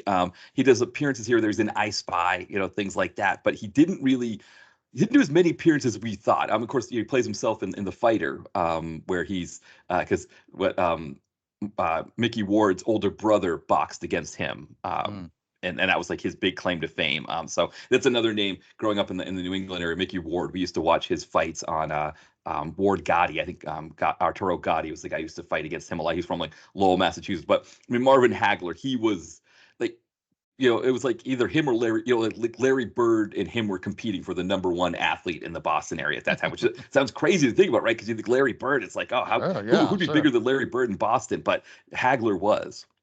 Yeah, yeah. But yeah, so he's in this movie too, and I guess maybe I before we get kind of stuck in on some of the highlights of it, what were your thoughts, Todd, when you watched Riot? Well, very similar to Recoil, I would say. I mean, it's definitely got that same kind of feel to it. I'm gradually kind of getting to know the style, what to expect from Gary Daniels. Kind of a mixture of some hand-to-hand stuff going on with a lot of gunplay and things like that. I think one of the things I mentioned when I talked about Recoil with Ty was that I was surprised at how the martial arts sequences were not as much as I thought they were going to be in that film, just because he had been built up to me as being a martial artist. I think in Riot there's a bit more to kind of take in when it comes to the hand to hand combat and such. Um, but I mean, there's also some challenges to this film. It kept kind of changing directions in terms of it didn't go where I thought it was going to go. I mean, I had the impression as it was set up that it was going to be this thing where he was going to have to kind of work his way through the gauntlet. He had to go and save the girl. And so, but there's a riot going on around him. So he's got to have to work his way through a bunch of different, thugs and bad guys and gangs and who knows what, to get to her. And it kind of starts off on that direction. We got to talk about the roller skate hockey guy fight, but then he actually gets the girl, and then it switches into something totally different with a different bad guy and the IRA, and it's just like, wow, this just keeps changing directions and changing my expectations for what it's going to do. I still had a lot of fun with this movie. I think there's a lot to enjoy. I mean, it's basically just kind of one fight sequence after another, and lots of things go boom, and I mean, hey, that's fun, so Right. Well, because one of the things about PM films is there's generally not a lot of background on them. So there's not like a huge trivia section. So you don't really know what happened. But the fact that there's two writers for this movie tells me that maybe there was two movies that got cobbled together, and they're just like, let's do this, and we'll put this together here. And then, of course, we were talking about the explosions and all of that. There's also this sense of like, how do we make something that can just like we can give Spiro Razatos as much money as possible to blow up and do as many explosions, all that as possible. So it's like, all right, well, we'll set it. And I guess it looks like they were in a studio or like, they're on a set somewhere. Because it definitely didn't look like a part of LA. No, it's a back lot. Yeah. Yeah. Yeah. And so let's do that. But then it's like, oh, hey, we can get Kilpatrick in this movie. Oh, we can. Okay. Well, what do we want to do with him? Well, can he do an Irish accent? I guess. No, he can't. Exactly. All right, that sounds good enough. All right, let's do, oh, we can get Charles Napier. Okay, then they start kind of putting things together, and it's like, okay, here's what the movie is. And it's a fascinating thing with PM where it's almost like the story is secondary to the rest of the stuff, the explosions and all of that. But when you get the movie on the screen, like you said, it's like, as much as you want the story to be secondary, it's still a part of a movie. Like story is still a major piece of a movie, whether it's a documentary or whatever it is that you're making. And when the story kind of goes all over the place like that, it does affect things a bit. I mean, it almost feels like bringing in the whole IRA thing, like they're trying to go, give it some weight, make it feel timely, and we're pulling things from the headlines here, Exactly. that type of thing. But yeah, I mean, I don't know. I was happier when it was this this gang leader or whatever who's set up shop in the church and whatnot as the bad guy. It was interesting. This movie does the same kind of thing that we talked about when we did Cracker Jack 2, because we talked about with that movie that we start off and we think that the bad guy is this one guy, this Eurotrash guy, and then things move along and Judge Reinhold's doing his thing, and then it shifts to this other bad guy. Right. And so this movie does the same thing. We see the girls get kidnapped. It's this gang. They're these these tough guys with machine guns, and they're in this big church and all that. And they're probably into drugs and guns and all that kind of thing. We think, all right, this is just a result of the riot that's going on. But then it turns out these guys were just hired by Patrick Kilpatrick and his IRA guys. And then those guys pretty much exit the picture, the first gang, and we follow the other guys. And I was kind of like, I like the other baddies better. Exactly. It was a fascinating thing. And again, like Patrick Kilpatrick's accent, it's kind of like, at that time, or I guess it would have been before this, would have been the early 90s. I remember if you watched the second season of The Real World where they were in LA, and Oh yeah. Yeah, and Dominic, his character, where his accent is there, but then when he goes to Ireland, I always love the when he goes back to Ireland to see his family, and like he and his cousin and his sister go out. His cousin's name is Peter, and then they the cousin the cousin's wife was mad because they were out drinking, and the cousin gets on the phone and he's like, yeah, yeah, there's a fire, and then you hear the hang up because they had this whole idea that they were going to say there was a fire on the train, and that was why he was late. And she's like, yeah, we're on the train and there's a fire, and then you hear the click, and I guess it was because it was the European one. There was like the beeping to show that, but it was kind of funny how his accent got stronger when he went back to Ireland. And I wonder if Patrick Kilpatrick, I wonder if he grew up with like Irish relatives who had been in America for a long time, and they had that kind of like muted accent, and that was like kind of or maybe that was just the best Irish accent he could do. I mean, it's the accent is kind of like, I mean, I just every time I heard him speak, I kept thinking he's a leprechaun. He sounds like a leprechaun, like a cartoonish leprechaun. It's like the Lucky Charms commercial. Right. It's going too far. And I mean, like no disrespect to Warwick Davis and all that stuff, but it was just, I mean, it was over the top. Yeah. But I always laugh too. I mean, I don't mean any disrespect to the man. I enjoy the movies and stuff. But Patrick Kilpatrick, the name always throws me. I always think it sounds like a name that was made up for a guy that plays villains in old cowboy movies or something like that. Yeah. Patrick Kilpatrick. Right, exactly. Yes, no, I agree. It was one of those things where when I first saw the name, I was like, is that really what his name is? Is it really Patrick Kilpatrick? And it's like, yeah, that's what it is. I mean, I'm not trying to be disrespectful. I actually think it sounds cool, but it always throws me every time I hear it. Yeah, no, I agree. And and he was someone who kind of comes around, he's one of those ones that I think for PM Entertainment, it's like, if we can get him, he's like a perfect kind of. I use this expression, baddie in a can. It's like, if Patrick Kilpatrick is in a movie, he's your bad guy. You don't really have to like develop him or anything like that. It's just plop him in there and let him choose some scenery and though here he's chewing it with a silly Irish accent with the beret and the mustache and everything, which is kind of a trip. I mean, the guy's got screen presence. That's for sure. I'll set the accent in this movie aside. Right. I mean, he does, he is a good presence on screen. And, in anything else, I mean, as the primary villain, I probably would have been like, all right, cool. But yeah, after we had this other gang, I wanted to see that gang continue. I mean, the guy that's the leader of that group, what was his name? Leon? Was that his name? Yes, I think so. Yeah. I mean, he's just wonderfully cartoonish. He loves to speechify. He goes on these long, speeches while he's there in the church and all that stuff. And even like, when we get to some of the other moments, like, I mean, I don't want to spoil things too fast. I mean, we got to talk about the helicopter and all that. Yes, but I mean, definitely. when there's this big moment with the helicopter, he's sitting there from the ground watching it and going, come on, man, do it, man. Come on. He just keeps talking and talking and talking. Right. Yeah.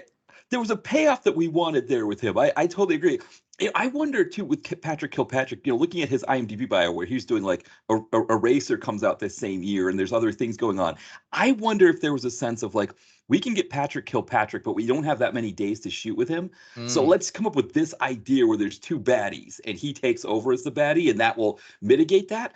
But you're right. This first baddie, they probably didn't plan on this first baddie doing such a great job that we kind of, we want to see Daniels take him out too, just as much as we want to see him take out Patrick Kilpatrick.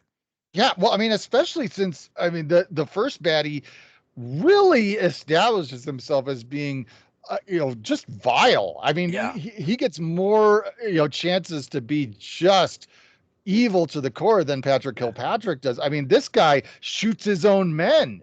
Right, and this guy, spoiler here, folks, two girls are kidnapped, he shoots the one of them just, you don't care about this one? Okay, bam. Right. And it's just like, whoa, wait a second here. Right. So yeah, I mean, he's the one that, I mean, to use, that word that was borrowed for our friend's podcast, we want to see him get his comeuppance, Yeah, exactly. So it's an interesting twist in the movie, but yeah, we'll get stuck in on some of it. 'Cause I mean, I think the opening piece of the film, right, is just these sort of these this mixture of L.A. riot footage, stock footage from the L.A. riots, plus these sort of these set pieces on the back lot of stuntmen smashing cars and breaking things and stuff like that. That is supposed to Well, be the actual riot. But that's and the and idea. again, talking about pulling from the headlines, I had to look this up after the fact. This is only 4 years after the Rodney King riot, so I was Mhm. like, okay, this is they're trying to tap in what's in the news a bit here. Yeah, exactly. Yeah, and so the idea is that the police shoot some kids in sort of like a botched confrontation, and then Kenneth Teagar again, who's like for whatever reason reprising his role as Harry Johansson, the reporter from Rage. He's now sitting here reporting on this, and he's doing these very like somber, like soliloquies about what's happening. So, but we've got this sort of riot as the backdrop, and then Gary Daniels, we don't really know what he does, but he's got a military coat on, and he goes to his apartment, and he's got these like these kids that live next door. Which one of them, the girl, I believe, plays his daughter in Recoil. So she gets a Oh, yes, okay. and so she gets a much better fate here. She does not get pushed off a cliff No, in yeah, a yeah. camper here. No, she's much better off. The son, he does the brother. He's not in anything as far as I could tell, but yeah, the brother decides he's going to cook a pizza by throwing it in an oven. So your classic sort of latchkey kid situation here in '96, and Gary Daniels suddenly the alarm goes off, and he's like, all right, I've got to feed these kids some Chinese food. And Does he his does he feed them Chinese food, or I I I think thought he they made it though. I think he made it. well, I thought it was still pizza. I could be wrong, but it looked to me like they were eating pizza with chopsticks. So I was a little thrown by that. I don't know, but yeah, I mean it was just delightful to see the kid throw the whole Red Baron pizza in the oven, box and all. Uh, Yes.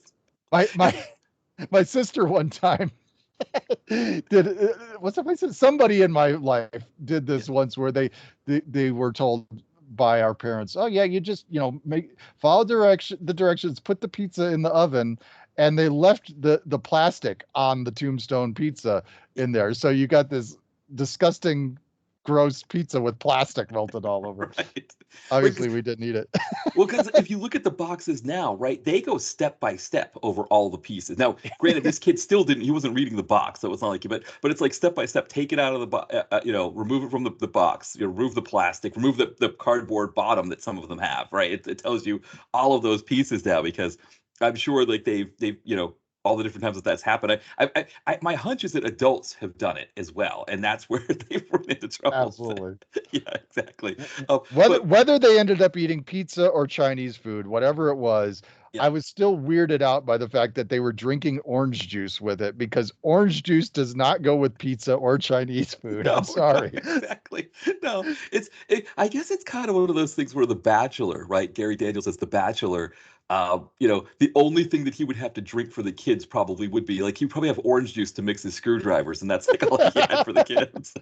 Well, and I was like, okay, so surely these kids are going to factor into this movie further. They're Yeah, going to end up in peril at some point. He's going to have to save them.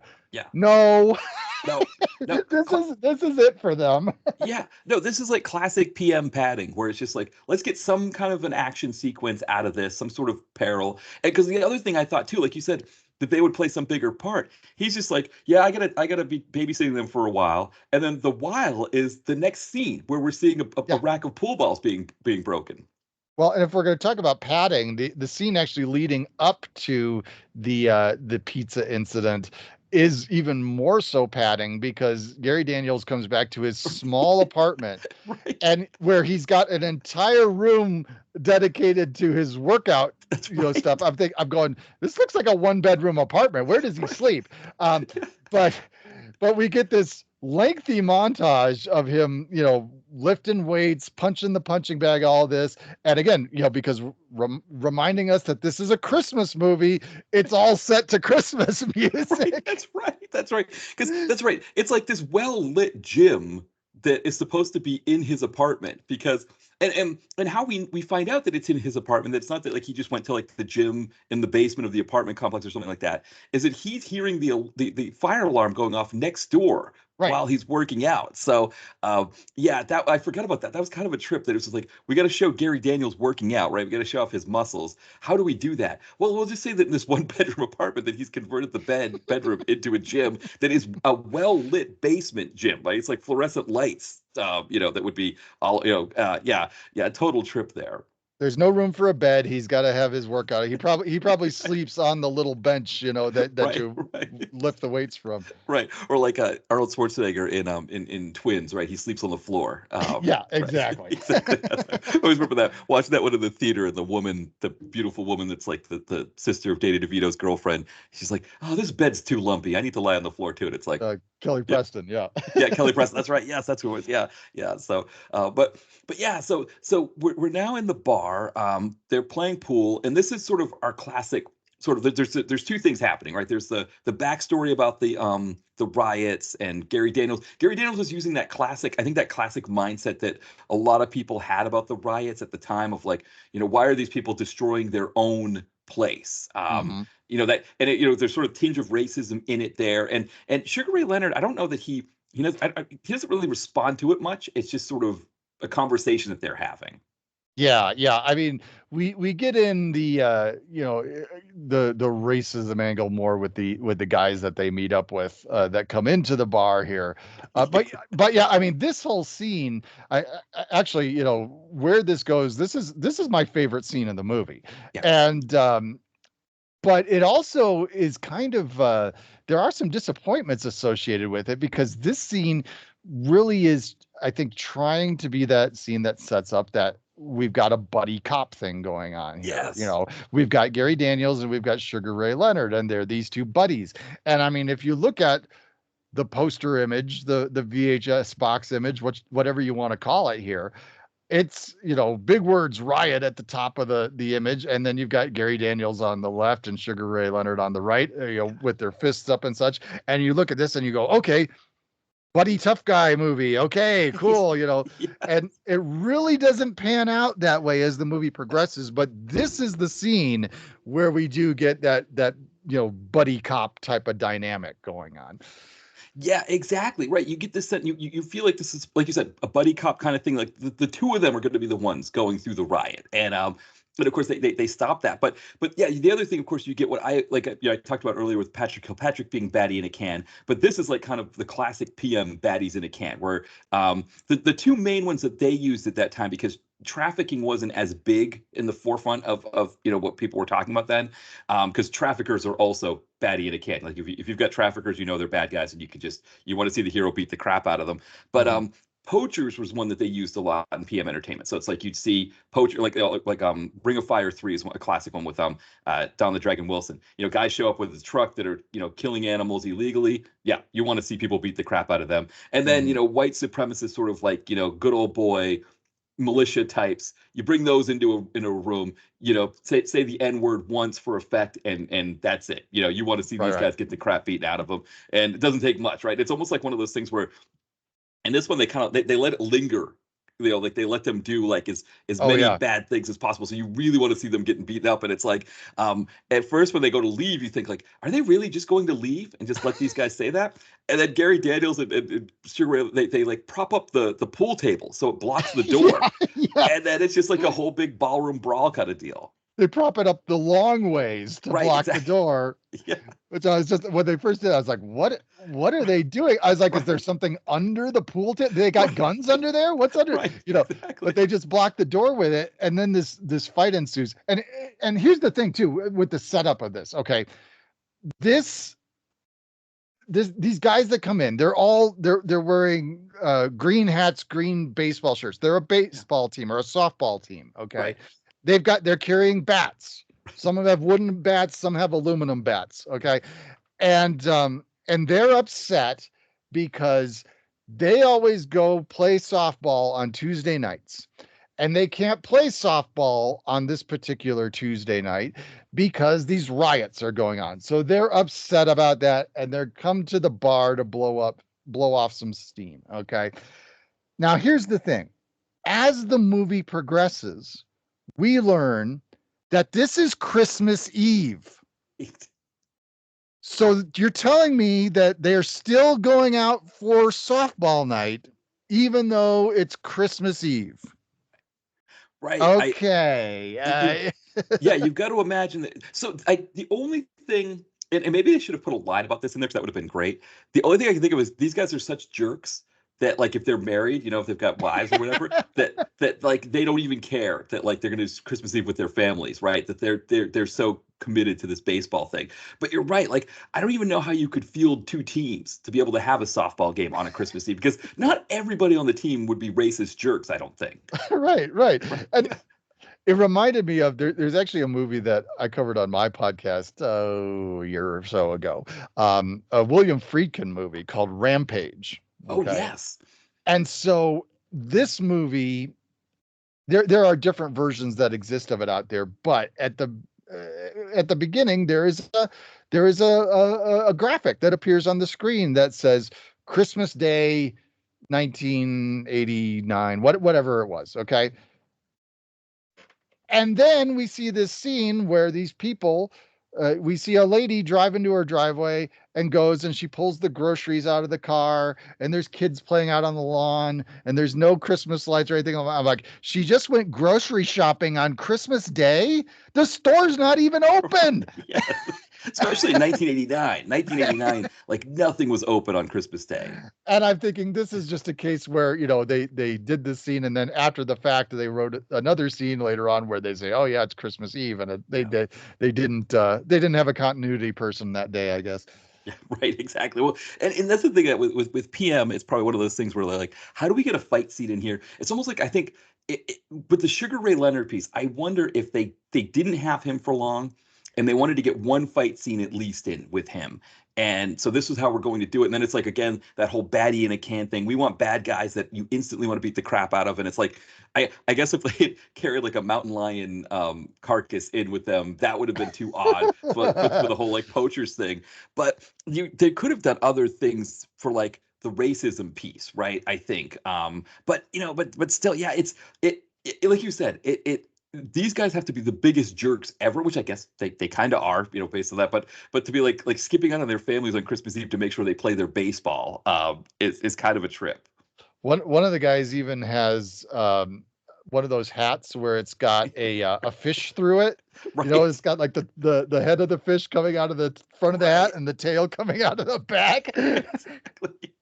Yeah. So yeah. I mean, that's PM. It's like, and it's like, they just get these guys in there and have them do the beat up scene. And so that's yeah, right. That's kind of it there. And then like at the same time, we're getting these two models in the back of a limo who get kidnapped during the riots. And the girl, the one who gets killed later, you almost have to tell that she's not going to survive this movie because she's like already freaked out about what's happening in the riots. And then the model, the one who's Annalisa, played by Paige Rowan, she's the one who's more like, I guess, more brave about it. And that's always one of those things. Like we talked about when I was going to say, we talked about this before, didn't we? Yeah. Right. No contest. Right. There's always this thing of like weaker people get killed in these movies, and there's always a sense of like it's almost like their own fault, like they're playing a part in their demise.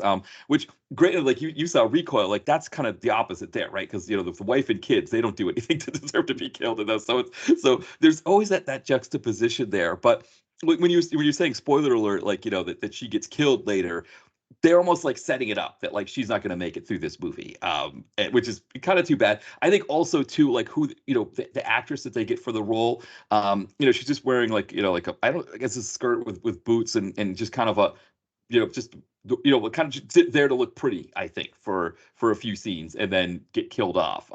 So that's another thing too. I don't know that she was much of an actress that was playing that part, but they get kidnapped and then Gary Daniels gets a phone call or somebody comes up to see him and says, hey, you're needed at this big mansion. We need to talk to you. They actually the army guys pull up in front of the bar where the Right, fight has just exactly. happened. Right, Because exactly.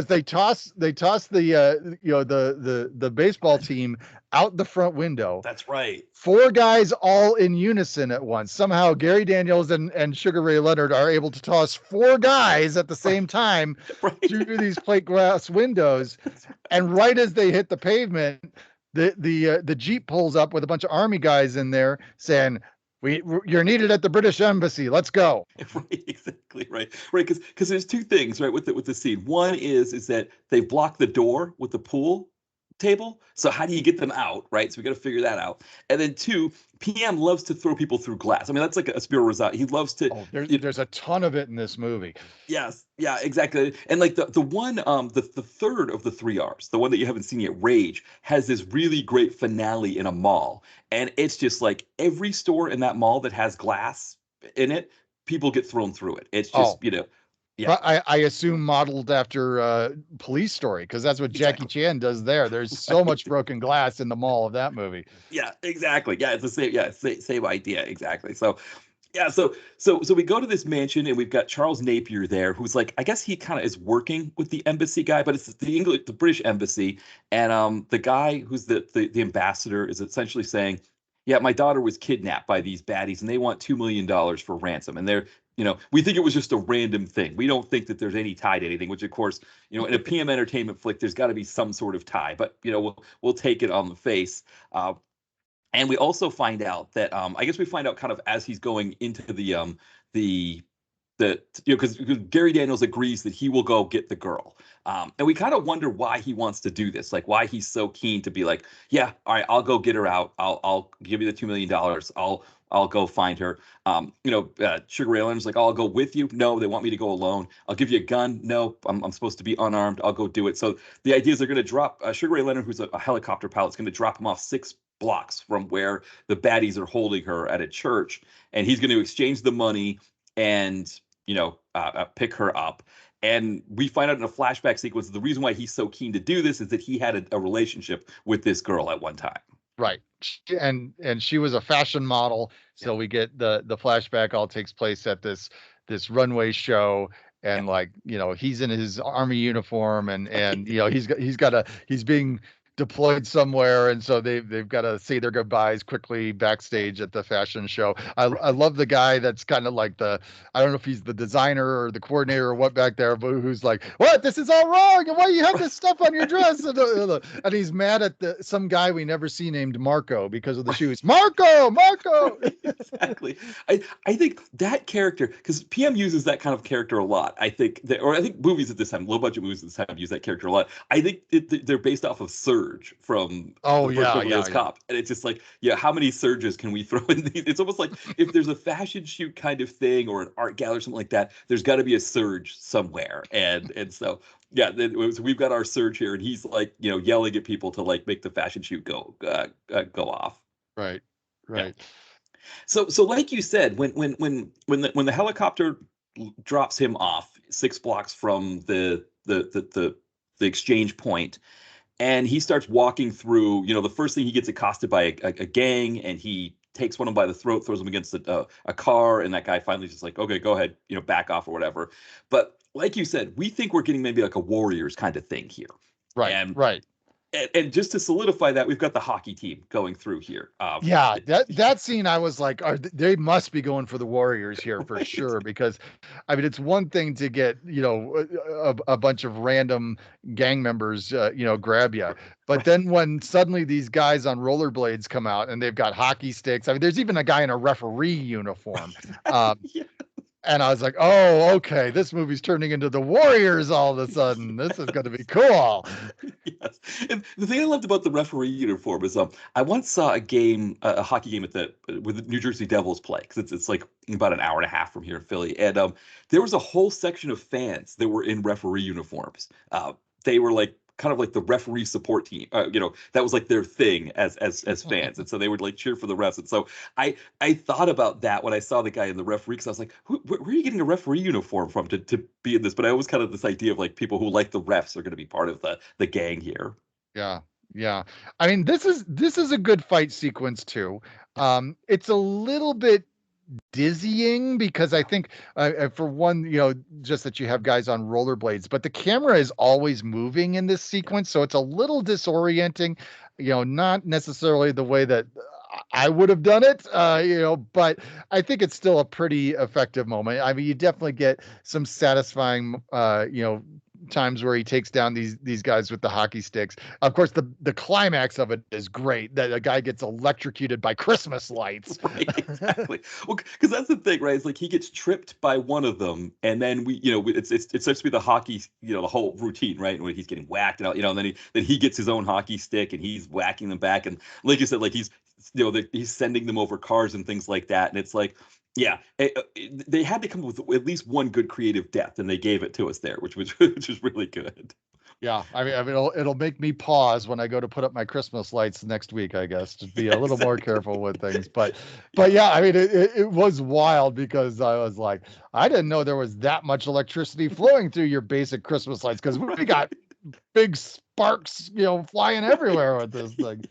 Yeah, exactly. Yeah, it is kind of funny how some things can kill you right away in these movies, and some things don't kill you. Like a car can explode on impact just by touching it, or a car can like roll over, flip all over the place, and be perfectly fine, and somebody gets out of it and they survive it. Well, yeah, I mean, in this movie, we have a guy that gets killed by Christmas lights, and then just a few minutes down the line here, we're going to get to this in a second. 3 people survive a helicopter crash. Yes, yeah, which is great because we're going to get Chekhov's. I would say I don't know if it's Check. Will from Exploding Helicopter always talks about Chekhov's chopper, but I think we're getting Chekhov's rocket launcher. Yeah. Coming up here. Yeah, so Gary Daniels survives this, and he has this Grinchy idea that like I should do something with the money because there's a good chance that when I go into this situation, they're gonna kill me, and so he kind of starts doing some stuff with some bags and stuff, and he's kind of stashing the money in places and stuff like that, and so then he goes to the confrontation. The baddies are all there. They've all got guns on him. They're all ready to kind of, there's the whole tension thing. They bring in the girls. There's this whole thing of like, I'm not gonna, I think Daniel says you're not gonna let me live. Of course not. The baddies, excuse me. I think the baddie he goes into this whole thing about how I know that the ambassador is not going to just send some guy in who doesn't have a plan on how to get out. He kind of susses out what's going on here, and then through that back and forth, the girl. Oh, that's right. When they bring the girls in, the one that was his girlfriend calls him by name. Right. Yeah, which is the worst thing you can do in these movies. Yeah, I could tell as they're bringing her out, and she's looking and she's starting to go recognize, and I'm just sitting there going, like shaking my head, going, no, don't say his name, don't say his name. No. Yeah, and she says it, and that's the thing, right? Because that's the whole plot of Die Hard, right? Is that Holly is Gennaro. She's not McClane, and that she's not going to tell Rickman that that's his that's her husband. It's like that whole thing. But here, right, she gives it away. And then of course when the guy goes, well, do you know this other girl? And he shakes his head. She's like, okay, well, they don't mind if I kill her. Blam! It's like, okay, that's culling the herd, as they say here in these movies. Yeah. So that, like I said before, that's kind of the moment that seals the deal, where you're going, all right, this guy's got to get what's coming to him at some point in this movie. Yeah, exactly. So there's a fracas. Daniels kills a couple of the guys. He gets his girl. They run out. They run out of the church. He's telling her, wait. I'm so sorry. Okay. I gotta stop you here because this moment where they run out of the front of the church. Yeah. Has a scene that I literally had to rewind about a dozen times because I was like, I do not believe what I just saw. They run out of the front of the church, okay, and of course the riot's going on outside, so there's fires everywhere. There's garbage cans with fires and all that stuff. So he runs out. He says, go over that way, and then he takes this barrel that's sitting there with a fire in it, and he turns it over. He pushes it away from himself. Turns it over so that it can block the bad guys or something like that. But whatever's in there causing the fire flames out and actually turns back towards him, and Gary Daniels runs right through this wall of flame. And I was like, oh my gosh, did he just run through that flame? And he totally does. I'm sure it was an accident on set. It definitely wasn't planned that way, but wow, it's impressive. Yeah, it's one of those things that again, it would be nice to have more backstory on these. And Yeah. Daniels has done some interviews where he'll talk about these because he loved doing these movies with Spiro Razatos. I think he said Recoil was his favorite of all of them.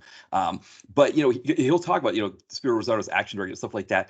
But yeah, you wonder, like you said, like something goes wrong. I mean, there's so many things that can go wrong in these. I bet you're right that he kicked that over. I didn't even catch that when that happened. I bet you it's exactly what it was, and they were like, we got to keep the take. Yeah. Yeah. Oh, it's cool. Yeah, it's amazing. And like you said, he was very game. As we watch, as we go through this movie, he's very game to do these stunts and do things on his own. I think that's why he liked work. I think it's part of the thing with Rosatos and then later with Stahelski and Prescott is that they get buy-in from all the stunt workers, but they also get buy-in from their actors. I mean, like obviously Stahelski with Keanu Reeves in the John Wick movies where Keanu Reeves is doing almost all of his stunts. They have a way, I guess, of getting people to be like, yeah, I want to do it. I want to do this scene, and so. Gary Daniels was probably like, yeah, I'll kick that bucket over. That's no problem. Then realize like, oh no. Well, he probably didn't think it was a big deal. I mean, I probably would have gone, yeah, I could kick over a bucket. No big deal, exactly. Not expecting it to flame up like that. Right, exactly. Another lesson to you kids out there when you're making movies, why only to use trained professionals, because even with trained professionals, things can go wrong. Exactly. Yes. So as they're running away, this is when our baddie, when everybody comes out, they start kind of shooting at them. The baddie's like, oh, hold on a second, I've got a rocket launcher. Because, a gang in LA would have a rocket launcher. Of course. Everybody's got a rocket launcher. Yeah. Exactly. And this is where I think Chekhov's rocket launcher comes into play, where it's like, I think there's a rule that Chekhov said that you can't introduce a rocket launcher in the first act of the film and not have it blow up a helicopter by the third act. So we know a helicopter is going to get blown up by that thing at some point. It just, that's the rule. But at this time, he's blowing up cars that are just kind of blowing up in the background while they're trying to escape, which is just such a fantastic sequence. It's like, again, it's so overkill, right? Like, what kind of gang is doing this? But it's such a beautiful thing. It's pretty glorious. This whole sequence, you've got some cool stuff going on. Like I say, lots of explosions happening as they're making their mistake or their escape. Eventually they go to make their way up to the roof of a building, because of course they got to get on the helicopter.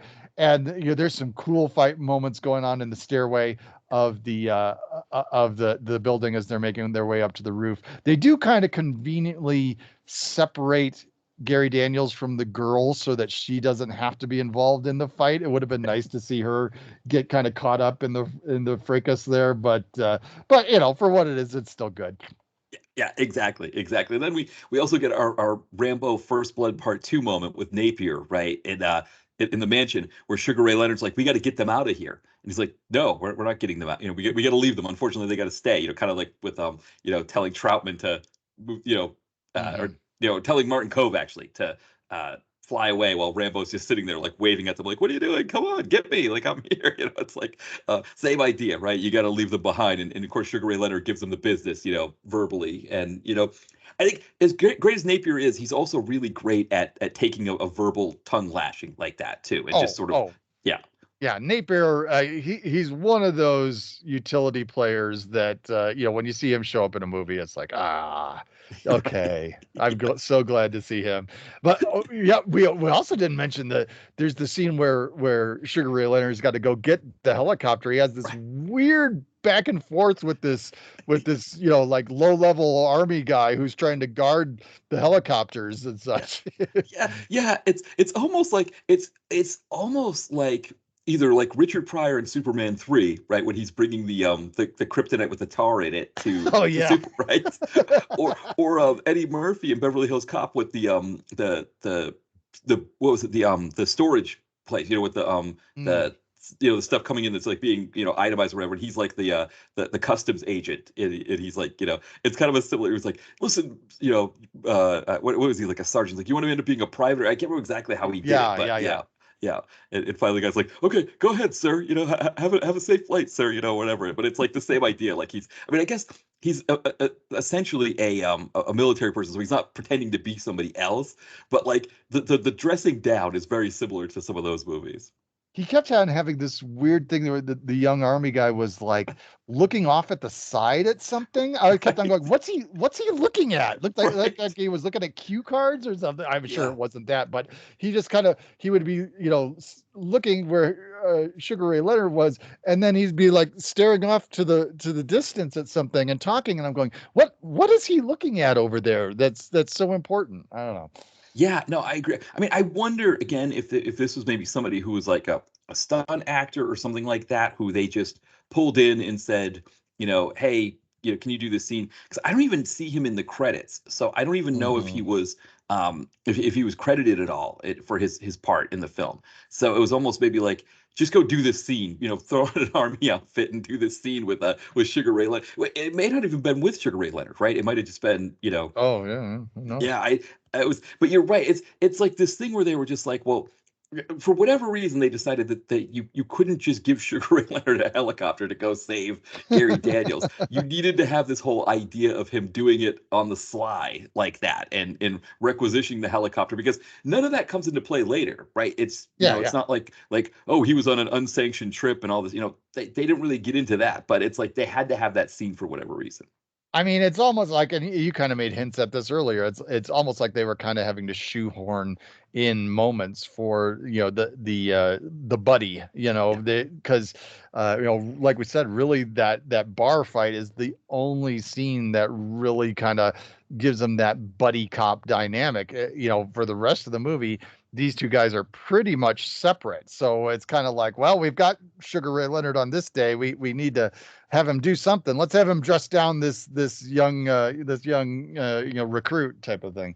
Right, right. Because, like you said, we think we're going to now officially get the buddy cop movie, right? Like we think, okay, when Sugar Ray Leonard comes with the helicopter, we've already established that the baddies have a rocket launcher, so we know they're going to blow up the helicopter, right? It's just looking at the slider bar, we know there's too much time left in this movie for it to just like fly them out and everything be good. So we know that they're going to blow up. So we think, okay, this is what's going to give us the buddy cop element, where Sugar Ray Leonard and Gary Daniels are going to have to fight together to get this woman out of the riot zone. Hmm.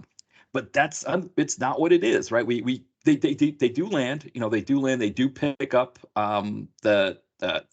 so Shuri Leonard gets the helicopter, he picks them up, but again it's rocket launcher time, and again, like how many movies have we seen where the one rocket launcher is enough to take out a helicopter? But they don't do that here, right? It's like what is it? The first one takes out the tail, Yeah.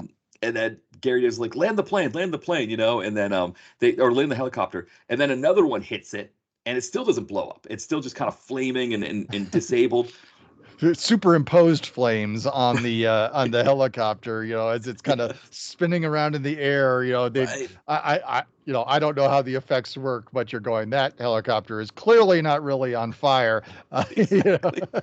Right, right. Because usually with PM, usually the way they did helicopter explosions were they had like one that they blew up, a model or something they blew up in the past, and that's what they would always cut to.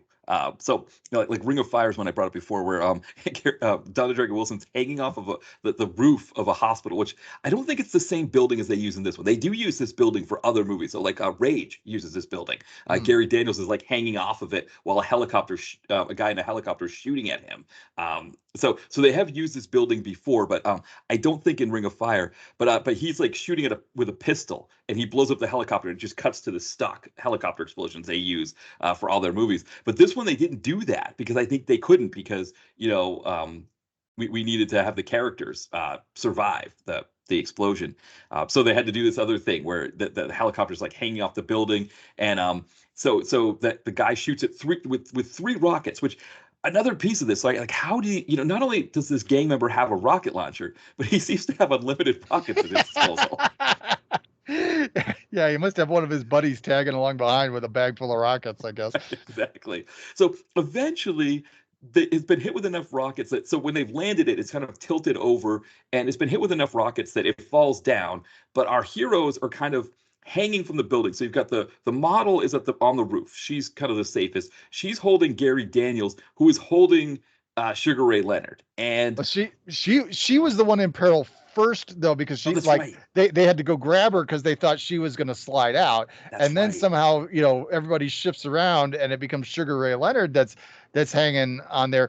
And yeah, I mean, I know you talked about these movies recently in your kind of franchise look backs. You've been looking at the Supermans. I'm going, this is clearly inspired by the helicopter scene in the first Superman movie. Yeah, exactly. Yeah, it fits that perfectly. And unfortunately, we don't have a Superman to come in and scoop everybody up. And you have that feeling like think about like Cracker Jack. When we watched that one with like the hanging thing, or like obviously Die Hard. You kind of know from these movies that there's a certain point where it's past the point of no returns, where that person's not getting saved, Mhm. unless something miraculous happens. And so we know at this point, like, oh, they're writing Sugar Ray Leonard out of the movie. Like he's done. And they have that very poignant because he's wearing a black leather glove, and his hand slips out of the glove, and then he Right. falls to his death. And then we get that scene, that shot of the hand with the empty glove in it. And so that's yeah, that's it. So now they escape. They get out. Now I'm trying to remember. They is it they when they escape the building, they end up in the car park area, I think, right? And is that when we get the reveal that Patrick Kilpatrick is the real villain? I think so. Yeah, because Yeah, I think right after this we have an exchange between our gang leader Leon, and then Patrick Kilpatrick enters things, and yeah, we're kind of like, wait a second, who is this guy with the right. with the leprechaun accent? And and, and then everything just kind of shifts. Yeah, Our street gang that hangs out in the church pretty much exits things, yeah. and now we go to this group of IRA guys, and yeah, it's like we said before, it's a jarring change.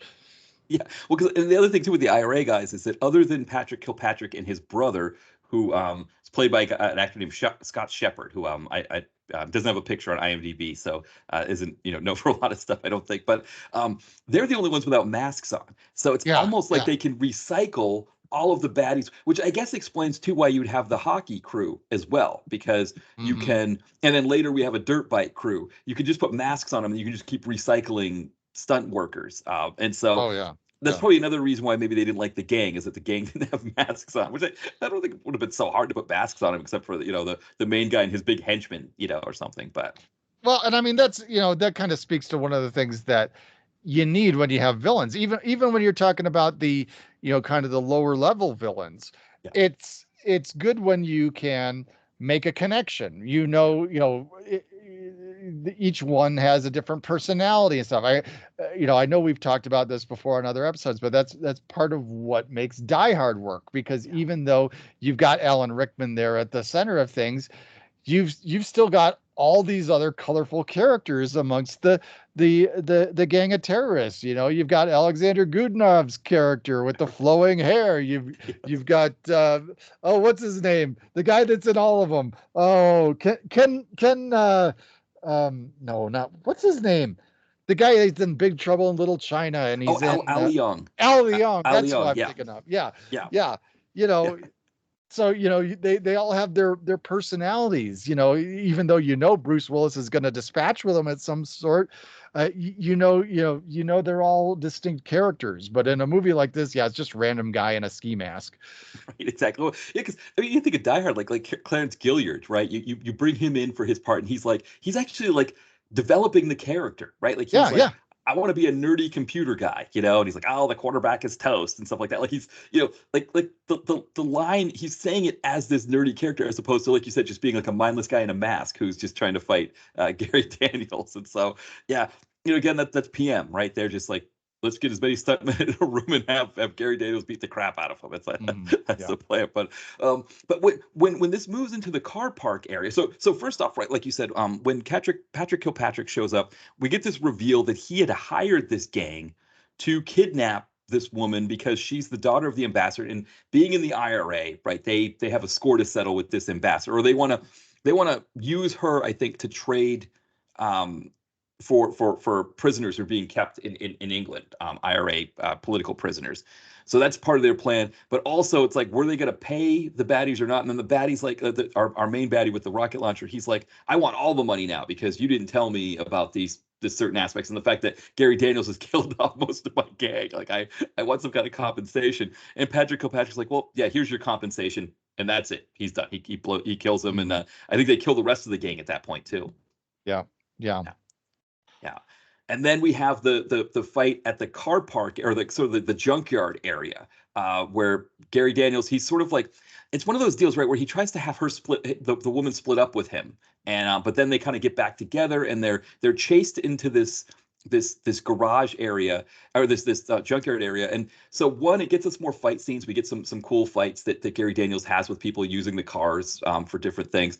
But also we get the injured woman. Like the woman gets injured here. She gets stabbed by a piece of jagged metal, which means it's almost like their way of getting rid of her in a way, because they just kind of stash her at a family's house. Yeah, kind of. I mean, the junkyard fight, probably I would rank the lowest of the fights in this movie. It's for one thing, I mean, the whole movie takes place at night. And this one is the one where definitely it feels like it's the darkest. The action is not as well defined, I think. And yeah, like you said, it's pretty much there to kind of, get it so that the damsel is in a bit more distress. She's injured, that's going to complicate matters.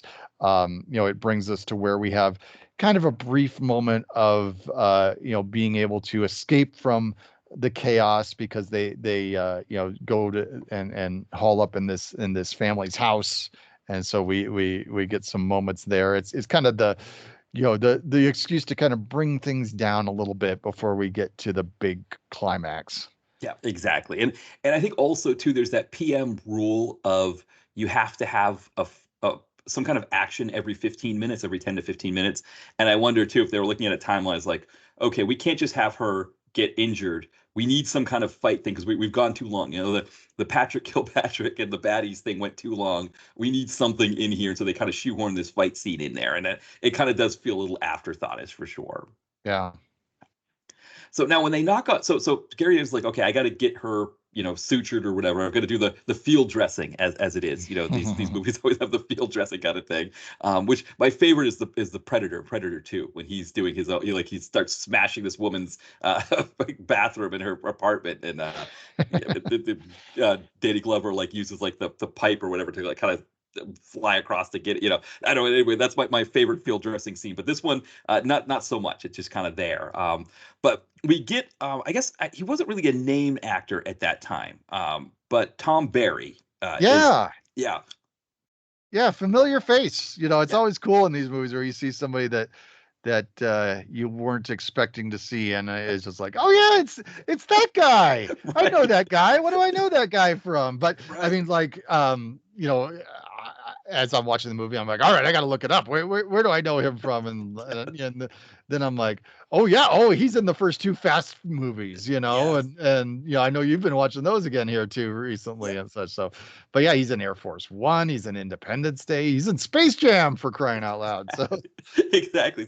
So we know when we see him that despite the fact that he turns them away, he turns Gary Daniels and Annalisa away, we know that they're going to be going back there, because he's a recognizable face. So it has to be his place they stay at. But he has a shotgun. He turns them away, says, we don't want your problems. But then the wife comes out, and the daughter was sitting there saying we should have probably helped them. This is probably the most Christmassy too, because we got the Christmas tree and all of that. So eventually he does come back. Gary Daniels does go back there with her, with Annalisa. He patches her up. Tom Barry, who was a Vietnam vet, says, wow, you did a pretty good job with that field dressing. I recognize that. And he's like, yeah, SAS. Oh, great. I was in Vietnam, whatever.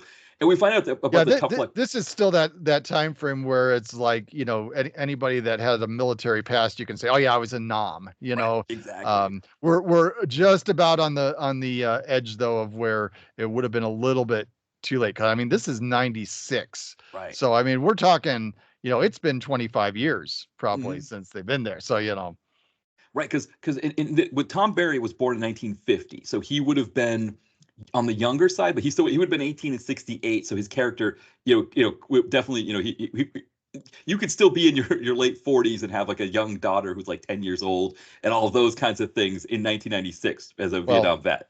as we all know from that iconic 80s song, that the average age of the combat vet in Vietnam was no, no, no, no, 19, 19, 19, 19. Remember that song? They do remember that. Yes, exactly. That's right, exactly. Yeah, so he's one that made it, but we find out he has a bit of a tough luck story, right? That he had a job with the city, he's been laid off, so they don't know where money is going to come from. Which it's like we know where money is going to come from, but the thing we don't know is when usually anybody who helps the hero in a movie like this goes through some sort of ordeal or something. That's usually the rule. So we'll maybe put a pin in that and see if that happens. But Gary Daniels says, "All right, I got to leave you here, Annalisa. I got to run out and go take care of some stuff." Meaning he's got to go take out Patrick Kilpatrick. Oh, has he figured out yet that Patrick Kilpatrick is the actual baddie? I can't remember. I don't remember if he has or not. Yeah.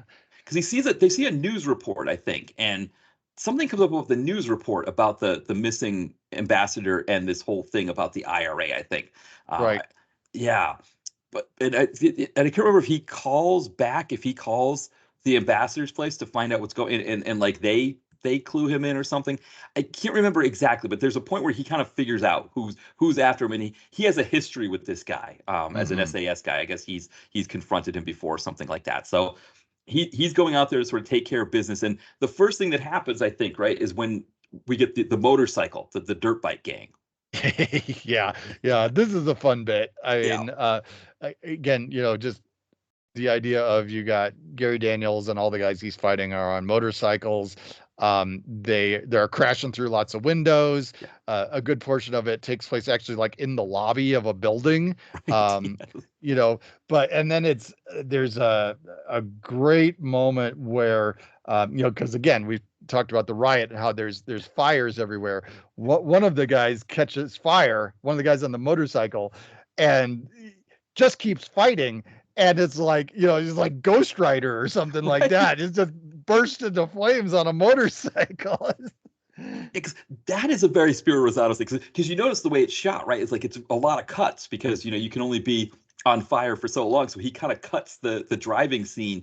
But he's done. I think it was Maniac Cop 2 where he had like a flaming guy like jump off a pier or something like Oh that. yeah, yeah. Mm-hmm. Yeah.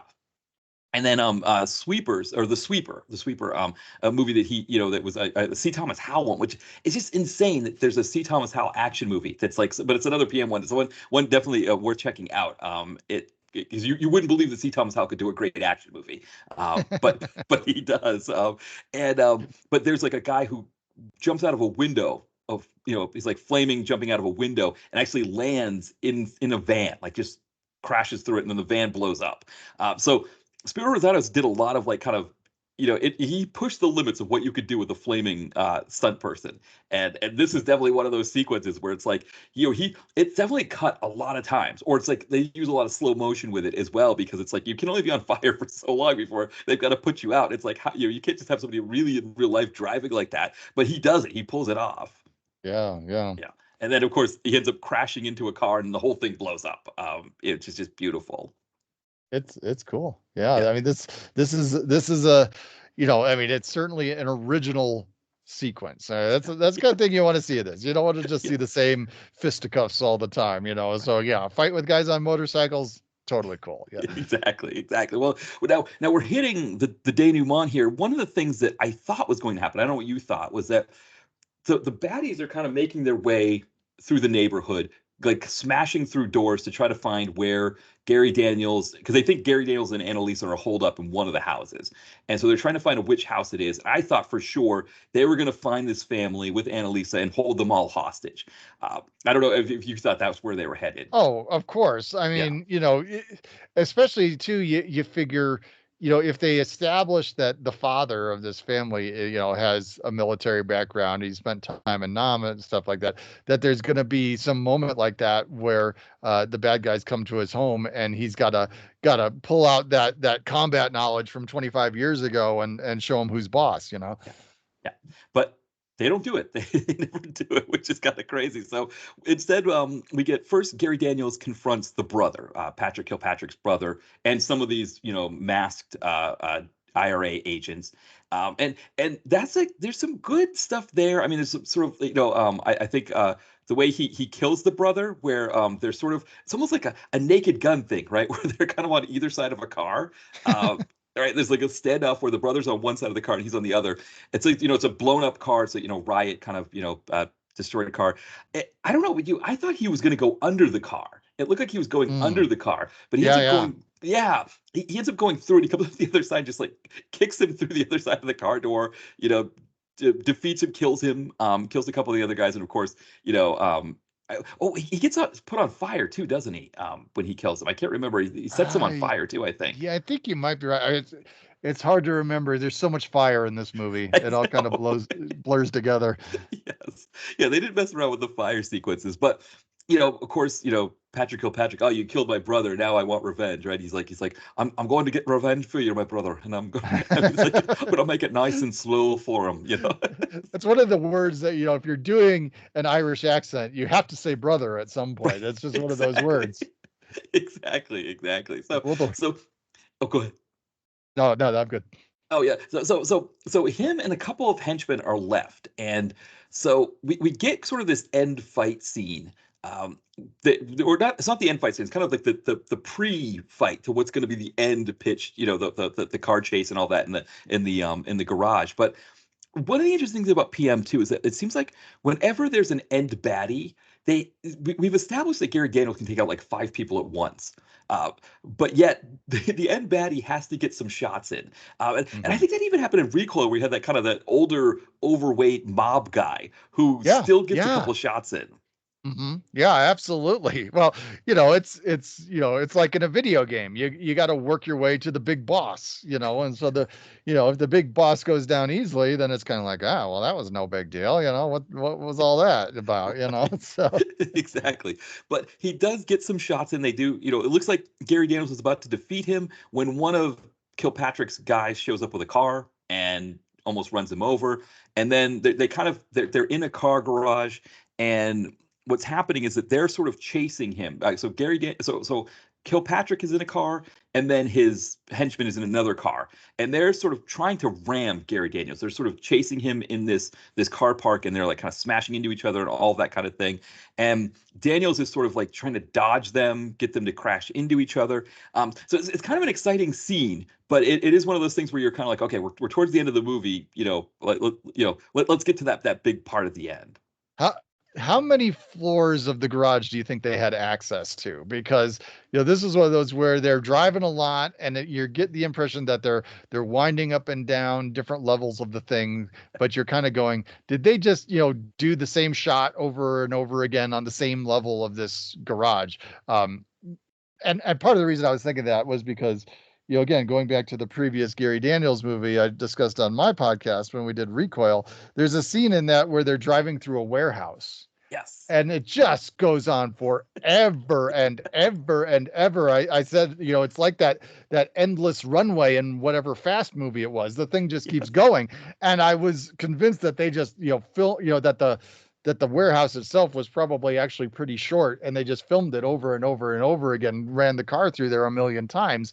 And watching this scene, I was like, okay, I think they maybe only had access to one level of the actual garage, and they just said, all right, let's do that shot again. Let's do that one again. Let's do that one again. Makes it look like there are 15 levels to this garage. Right, exactly. Because that's one of the things, right? There's the whole Seinfeld bit, right, about getting lost in the garage, right? You can't find the car.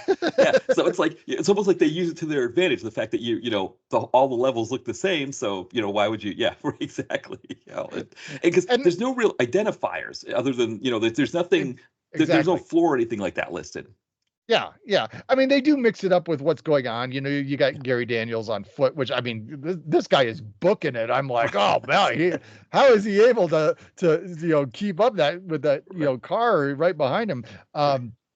But then there's some moments where he's like on top of the car and things like that. There's, I put this in my notes. There is one of the goofiest lines in the whole thing here where Patrick Kilpatrick, I don't remember if this is while Gary Daniels is on top of the car or if it's while he's chasing him or what, but he says something along the lines of, when I get done with you, Fergie won't even want you, which I'm like, talk about dating this movie. Yes, Exactly. No, that's when he's on top of the car. So Gary Daniels is like holding on to either side on the roof, right? And yeah, and then he's like, yeah, that's when he says that line.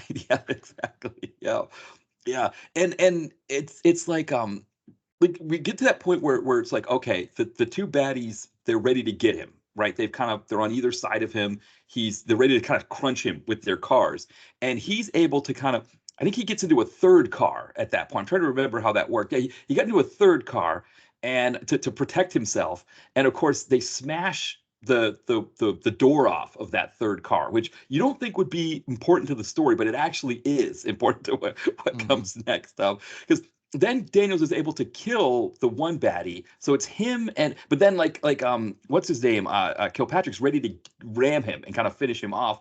And it's kind of your classic horror movie thing, right? Where is he going to get the car started in time before the baddies come for him? Yeah, yeah, yeah.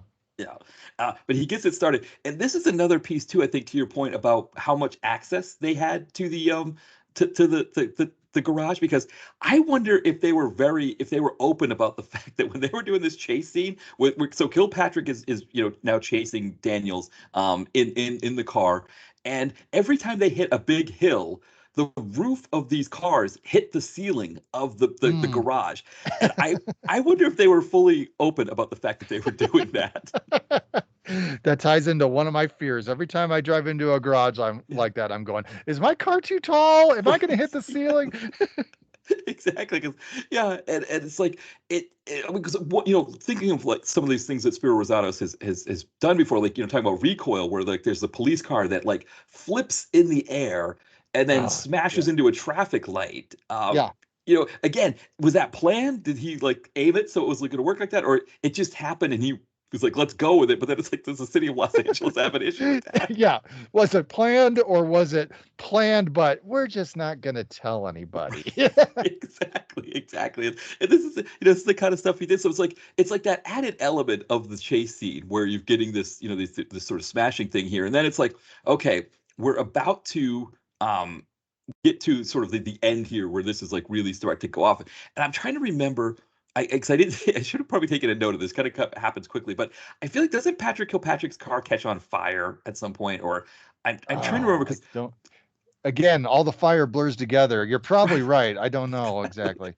Because I know what happens is as they're chasing each other, they're about to get to this edge of the ramp, and so it's like kind of that thing where they're gonna fall off, and I feel like something exploded or something happened that opened up this big huge area here, and so as these cars are about to go off the edge of the parking garage, there just happens to be a fire hose hanging from an area. And then, we've already established that the car that Gary Daniels is driving has no driver's side door. So as they're about to go off the edge here, he's able to pop into this car here. And then, Kilpatrick smashes on the end, and we see it's completely in flames. And while Gary Daniels is, I guess this is a stunt person at this point, it's like hanging off the edge as these two cars go flying by.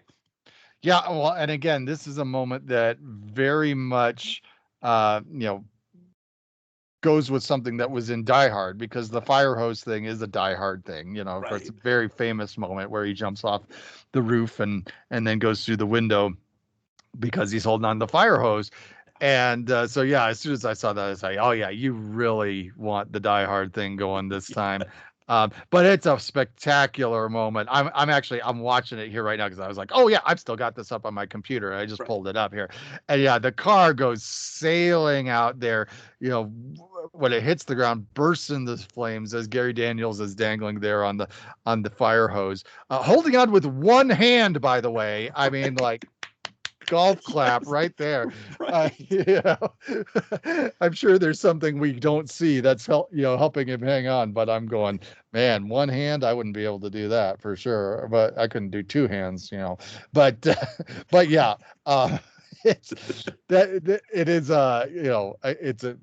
it's a cool way to go have the villain go out for sure. Yeah. Even though I would have rather had Leon through the whole movie, but I Yeah. mean, if we're gonna send our IRA goon out this way, I like it like this. Yeah. No, I totally agree. I feel like it would have been better if Daniels had killed Leon and killed Kilpatrick. Like if he'd been able to kill both of them, I agree that would have been more. But yeah, if this is how we're gonna this is how we're gonna end Patrick Kilpatrick, this is definitely as good a way as you're gonna ever do it in the direct to video action or I would say any action movie. I mean, I think this is like this is like you talk about Fast and Furious, right? It's like Fast Seven, where like the Vin Diesel jumps the car. Is able to attach a bag of grenades to a helicopter skid and then keep going. It's like I mean, but that's Spiro Razatos as well. He did that movie too. So it's almost like he's taking what he's developing in these movies and then bringing them to the 2010s for all of those amazing scenes. Yeah, yeah.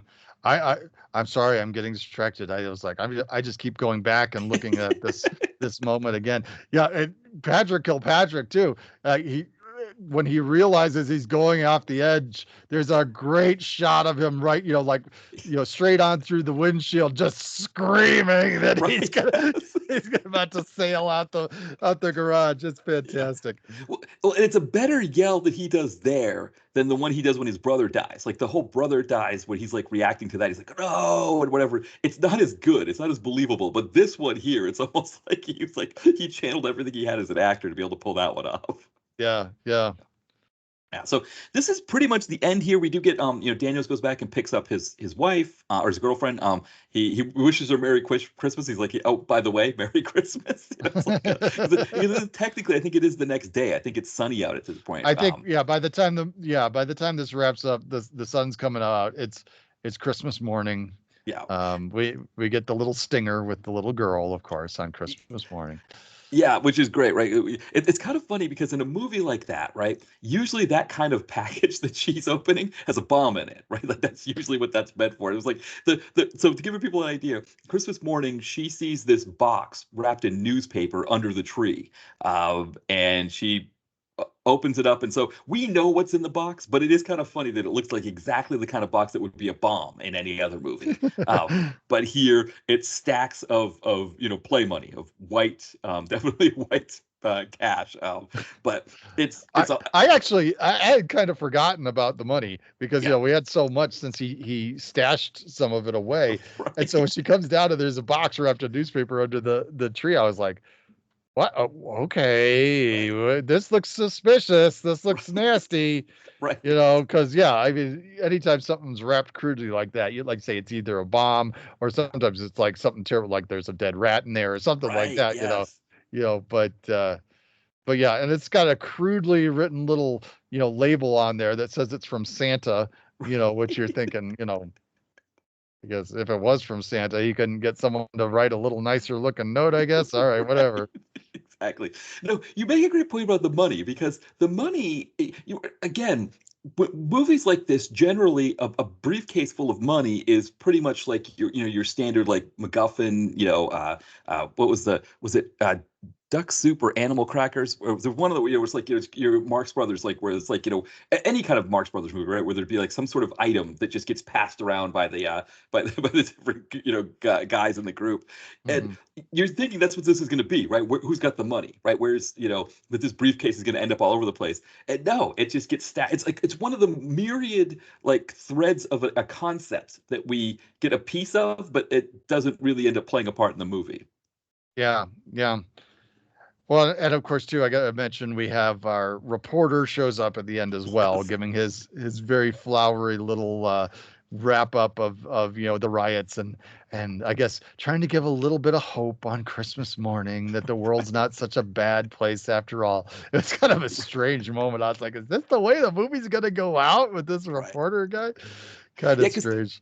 It was funny is like the way they handle the riots in this movie. It's almost like the power outage in 1977 in New York riots, where the next day when suddenly it's sunny out and everybody can see what's going on, all the rioting stopped. It was just like, whereas in the LA riots, those riots lasted for days. It wasn't just like, oh, okay, well, the sun's out. I think they actually were rioting when the sun was out. They were, once the verdict was handed out that all those cops were not guilty, the rioting started almost immediately from there. But this is kind of like the New York 77 ones where it's just like, oh, the sun's out. Now everybody stop rioting. Because that was kind of almost the sense. It was like the rioting stopped.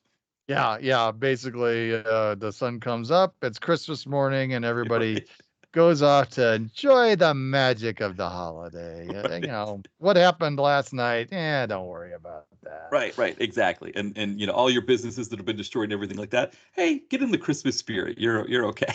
Yeah, and I think I'm looking at something here too. I didn't catch this when I first watched the movie. But like I said, I pulled up this last scene because I was curious, and then the movie's just been playing out. But there's this one shot here as daytime is coming.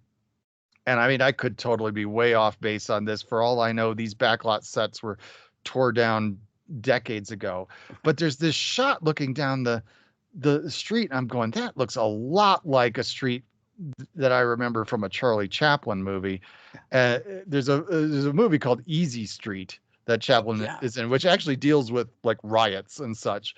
But this one shot looking down the street, I'm going, is that the same street from Easy Street? This is where I wish there was more detailed trivia about this, these kind of movies, because that would really be wonderful if it was. But I mean, for all I know, I'm just pulling that out of thin air. Well, because it could be one of two things, right? It could be one, like, because I know what was it? No, so Charlie Chaplin, he owned the A&R lot, right? That ended up being that's now the Jim Henson Studios. Yeah, his studio is the Jim Henson studio now. Yeah. Yeah, so I guess that wouldn't be like some kind of cheap place that you could just go and film at. So because I was thinking like maybe like Charlie Chaplin, maybe he had access to something, or like he owned things that weren't as expensive, or like because they were so old or something like that like a low budget production like this could get access to it. I mean the other thing could be just that the filmmakers involved maybe were inspired by that scene as well. It could be. That shot could have been inspired by that for all we know. Yeah, that studio, I think I was just seeing something pop up online about that a day or so ago. And yeah, I know that's the Jim Henson facilities there now. I actually one of my friends who's a puppeteer, it works out of that facility quite a bit. And I think for a time, because that studio, that property has changed hands a lot. And I think I saw something that's where We Are the World was recorded as well. So right, because when it was the A&R lot. Yeah. So A&R, because that was obviously it's right there in LA, and so they kind of just all kind of around the corner there to that. Because when you watch that documentary, you can see all of the limos. They have the helicopter shot of all the limos. Oh, that one that's on Netflix from earlier this year. Oh yeah, that's a cool documentary. Yeah, I enjoyed that. Yeah, because you mentioned something about that I had never really thought about the fact that because everybody was listed alphabetically, that Dan Aykroyd is the number one, the first credited singer on there. Always blows my mind. But you look at the alphabetical list of the artists, which is the way they did it on the actual 45 single, which I have down here in my basement. So yeah, if you're looking at that single and they've got all these names on there, the first name listed, is it Michael Jackson? No. Is it Lionel Richie, Bruce Springsteen, Stevie Wonder? No, it's Dan Aykroyd, because they did it alphabetically. The other thing was my wife was telling me because how am I drawing a blank on his name all of a sudden? The guy who did Thriller and all of that, who just passed away recently. Oh, Quincy Jones. Quincy Jones. I don't know. I just suddenly drew a blank on his name, but because he just passed away. He had been interviewed. I guess he was a little bit wasted when he was doing the interview, so he's saying all kinds of crazy stuff.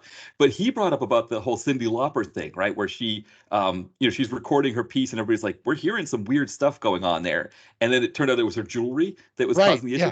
Yeah, he was like, he was still talking about that. Like he was like in the interview, he was like, "Oh man, we had that Cyndi Lauper, and she was screwing up the whole thing because her jewelry was making a mess of it, and all stuff like that." So it was kind of funny that seeing in the documentary when they show it there, it's all kind of like a funny thing there, but like Quincy Jones was still annoyed about it all those years later.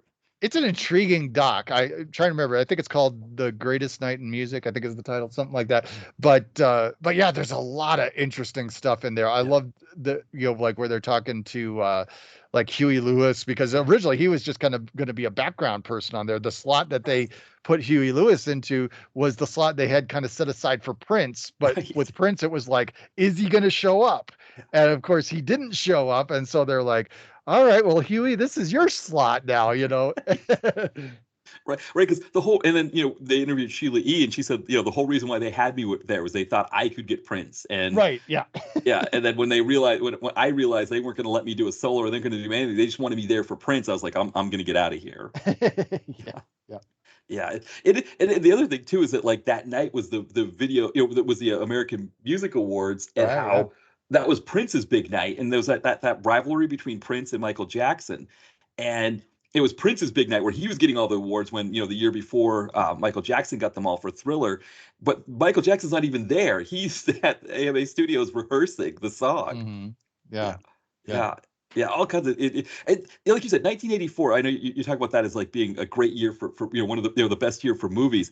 I think it's equally great for music. There's so many different Oh, songs, stuff like that, and of course you get the yep. overlap with Purple Rain. But Yeah. Well, I mean, 84 to me is just kind of the quintessential year of the 80s. I mean, first of all, because of the movies, but you're right. There's a lot of great music that year. There's, other things that are iconic in terms of, television and pop culture of the 80s. It was the Olympic year in Los Angeles. So, just so many things. And I was right at the perfect age. I was 13 in 84. So, so many iconic things that kind of define the 80s for me are wrapped up in 1984. So, yeah, yeah. yeah, and it's interesting now watching the Beverly Hills Cop movies, watching the first one being made in 84 and the second one being made in 87, because 87, it's kind of where you start to see that shift, aesthetically and all of that. That's sort of, it's almost like the way people think of the 80s. A lot of times they think of it as the later 80s, with the way things were colored, and some of the tones and all of that kind of thing. And it's interesting when you watch those two movies how 87 is almost like the start of almost like what I almost think of what is the 90s, right? The 88, 89, where that aesthetic comes in Mm. that we associate almost with like the I don't yeah that sometimes we associate with the 90s as well. But it's interesting, that difference, that you can it's clear enough in those two movies, that 87 is almost a different, almost, I don't want to say it feels like a different decade from 84, but it definitely feels tonally different. Well, and in the context of those two movies, I think you can definitely boil some of that down to, Tony Scott directed the second one, and Yeah. Tony Scott certainly has his own style about Yeah. things. So, yeah. Yeah. Well, that's the thing, right? Because Tony Scott does action, and then Martin Brest, who did the first one, he was more for the comedy, and it was almost like he had talked about how he was stressed out about doing that big mansion shootout scene, because he'd never shot anything like that before, and that like really stressed him out. Whereas like Tony Scott, they said he had trouble making the comedy come through. Like he had trouble shooting Hmm. the comedic scenes. Yeah. Still, though, I'd say Martin Brest hits the perfect balance when it Yeah. comes to action and comedy. I mean, Beverly Hills Cops, he does well. It's a great film, but Midnight Run is his Yes. masterpiece. So, Right. Yes, which is because I don't I'd read, I didn't know this, that Paramount wanted to make a TV show out of Beverly Hills Cop, and kind of going back to our conversation, Eddie Murphy's like, I don't want to go back to doing TV, and so that's mhm. when the second Beverly Hills Cop was formed. But Midnight Run, they did have a TV show. It was like a syndicated TV series, that was not anywhere near as good as the movie. Yeah, I think I've seen where there are, like, you can find DVDs of like straight to TV Midnight Run sequel or sequels. There Yes. might be multiple ones, I don't remember. Like, they did the same thing with Smokey and the Bandit. They made a couple of like direct to TV Smokey and the Bandits with completely different people. Yeah, yeah, because I think the Midnight Run was actually, it was like part of a block of syndicated TV and movies, syndicated movies that were like combined with like I think Hercules, the Kevin Sorbo show, got its start through Oh, yeah, those as yeah, well. Yeah, yeah. they call it like the Action Pack or something like that. But yeah, back in those days of syndicated TV and movies where independent TV stations would needed content for weekends, and they would pick that stuff up. Oh, I mean, 90s syndication. I mean, give me a break. That stuff was wild. I mean, your Baywatches and your Yeah, Xenas and your Sheena and all that kind of stuff. yeah. That stuff would be on Saturday and Sunday afternoons. It was fun. Yes. Yeah, it's funny because, yeah, you wouldn't think of like Star Trek: The Next Generation. Actually, Star Trek: Next Generation and Deep Space Nine were both syndicated shows, and it's like Yeah. there's shows that spawn movies and things like that. But like Baywatch, like you said, I mean, the careers that were launched off of Baywatch, like Pamela Anderson, people like that like a syndicated TV show being that kind of cultural phenomenon, like they don't really have syndicated TV like that anymore anyway. But it's kind of a crazy thing. Well, it's interesting because like some of those syndicated shows in their time were the biggest shows in the world. Baywatch was the most popular television series in the world at the time during the 90s. And if you go back to the late 70s, okay, this is very important to me. The most popular show in the world was also a syndicated show. It was The Muppet Show. And that was syndicated in most places. I think in the U.S. there were a number of like CBS owned and operated stations that ran it, but it technically was not a CBS network program. It was syndicated, and all over the world it was also syndicated, and it was the most popular TV show. If you took in the whole world of its time. So. Yeah. Yeah, well, and Muppets and Baywatch, right, exactly. Well, I always also think like American Bandstand, Soul Train, those were all syndicated. Yeah, yeah, Dance it's Fever. yeah. It's I don't know. I guess cable plays a big part in changing it. That suddenly these shows were being made for cable stations that were keeping them in house. I guess the other thing too is that rerun syndication changed, where it was like you wouldn't necessarily have a show make it 10 seasons and do it every night on a Friday. It's like, oh, I could do Law and Order now for on Saturdays, and instead of doing Renegade or something like that. I guess that was the other piece of it. Yeah, it used to be said that a series had to run 5 years in order to be a viable thing for syndication. Yeah. And that eventually started to change, because you would see some series that had just a 3-year run or something like that, but had a certain kind of cult following, and they would show up in syndication. So I mean, literally it was the type of thing where you could see the same episodes repeat themselves after 5 weeks or so, because it would take that short amount of time to get through all the episodes. Yeah, and it kind of, I guess it dried up the syndication market, because it was like, well, why would I want Hercules or something like that when I can do this broadcast TV show that everybody knows and have that be on during the weekend? And so yeah, like you said, or they would do a binge of them. That's marathons started at that time too. Weekend marathons, yeah, or like TNT that would do what they call the new classics. And so it's like, well, just show Shawshank Redemption and Armageddon 4 times over the weekend. Yeah, exactly. Well, Todd, anything else on Riot that we didn't mention?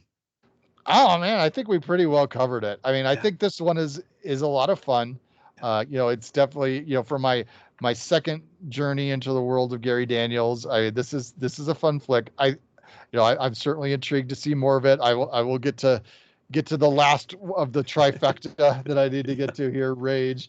I think as it stands right now, though, having done a deep dive on Recoil on my show with Ty, and now doing a deep dive on Riot, I mean, even though I enjoyed both films, I think I'm still going to give the edge to Recoil right now.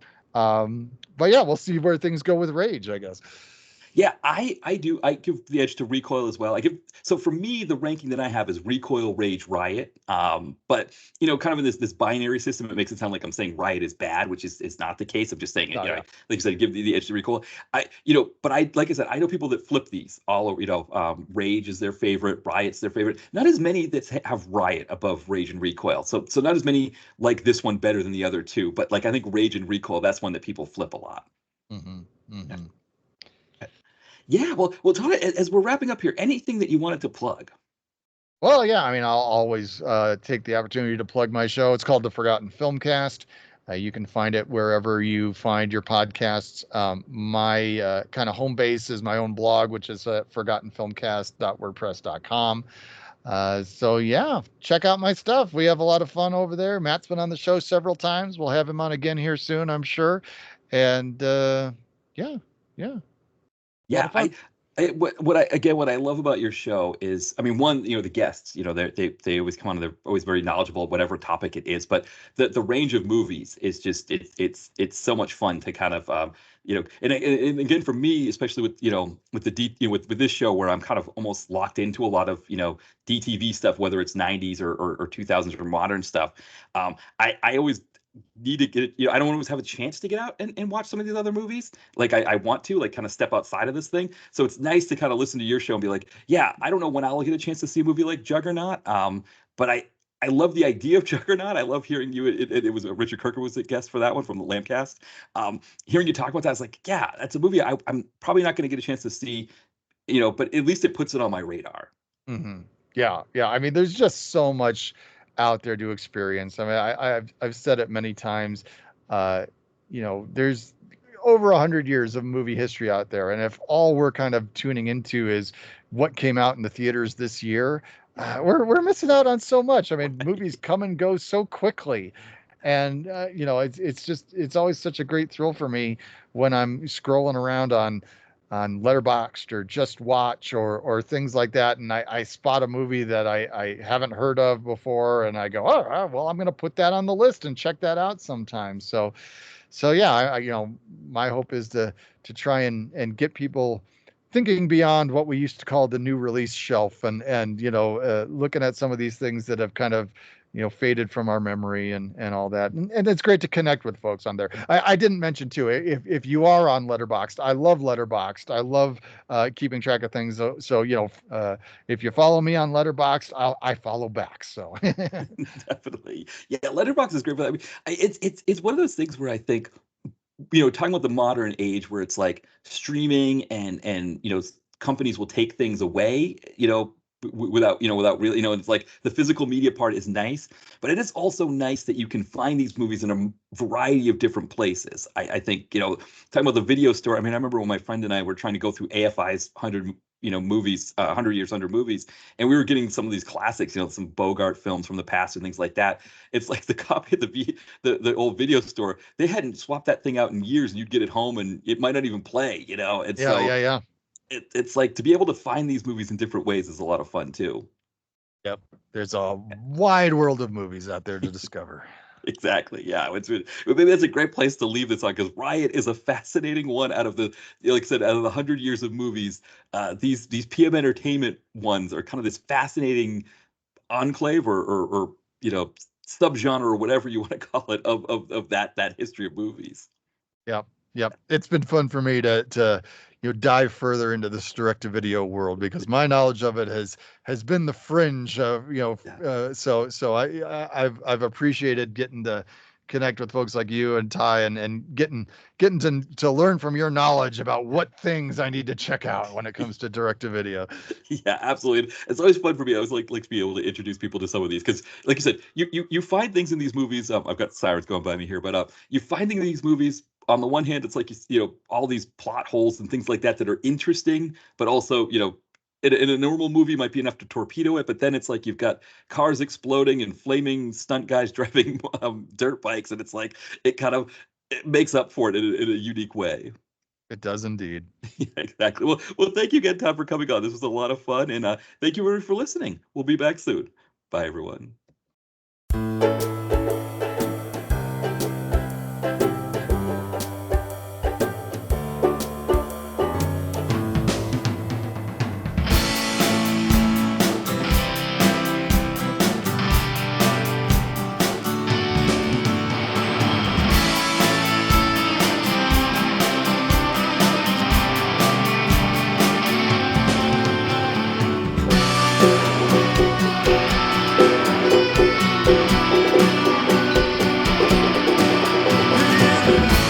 Direct to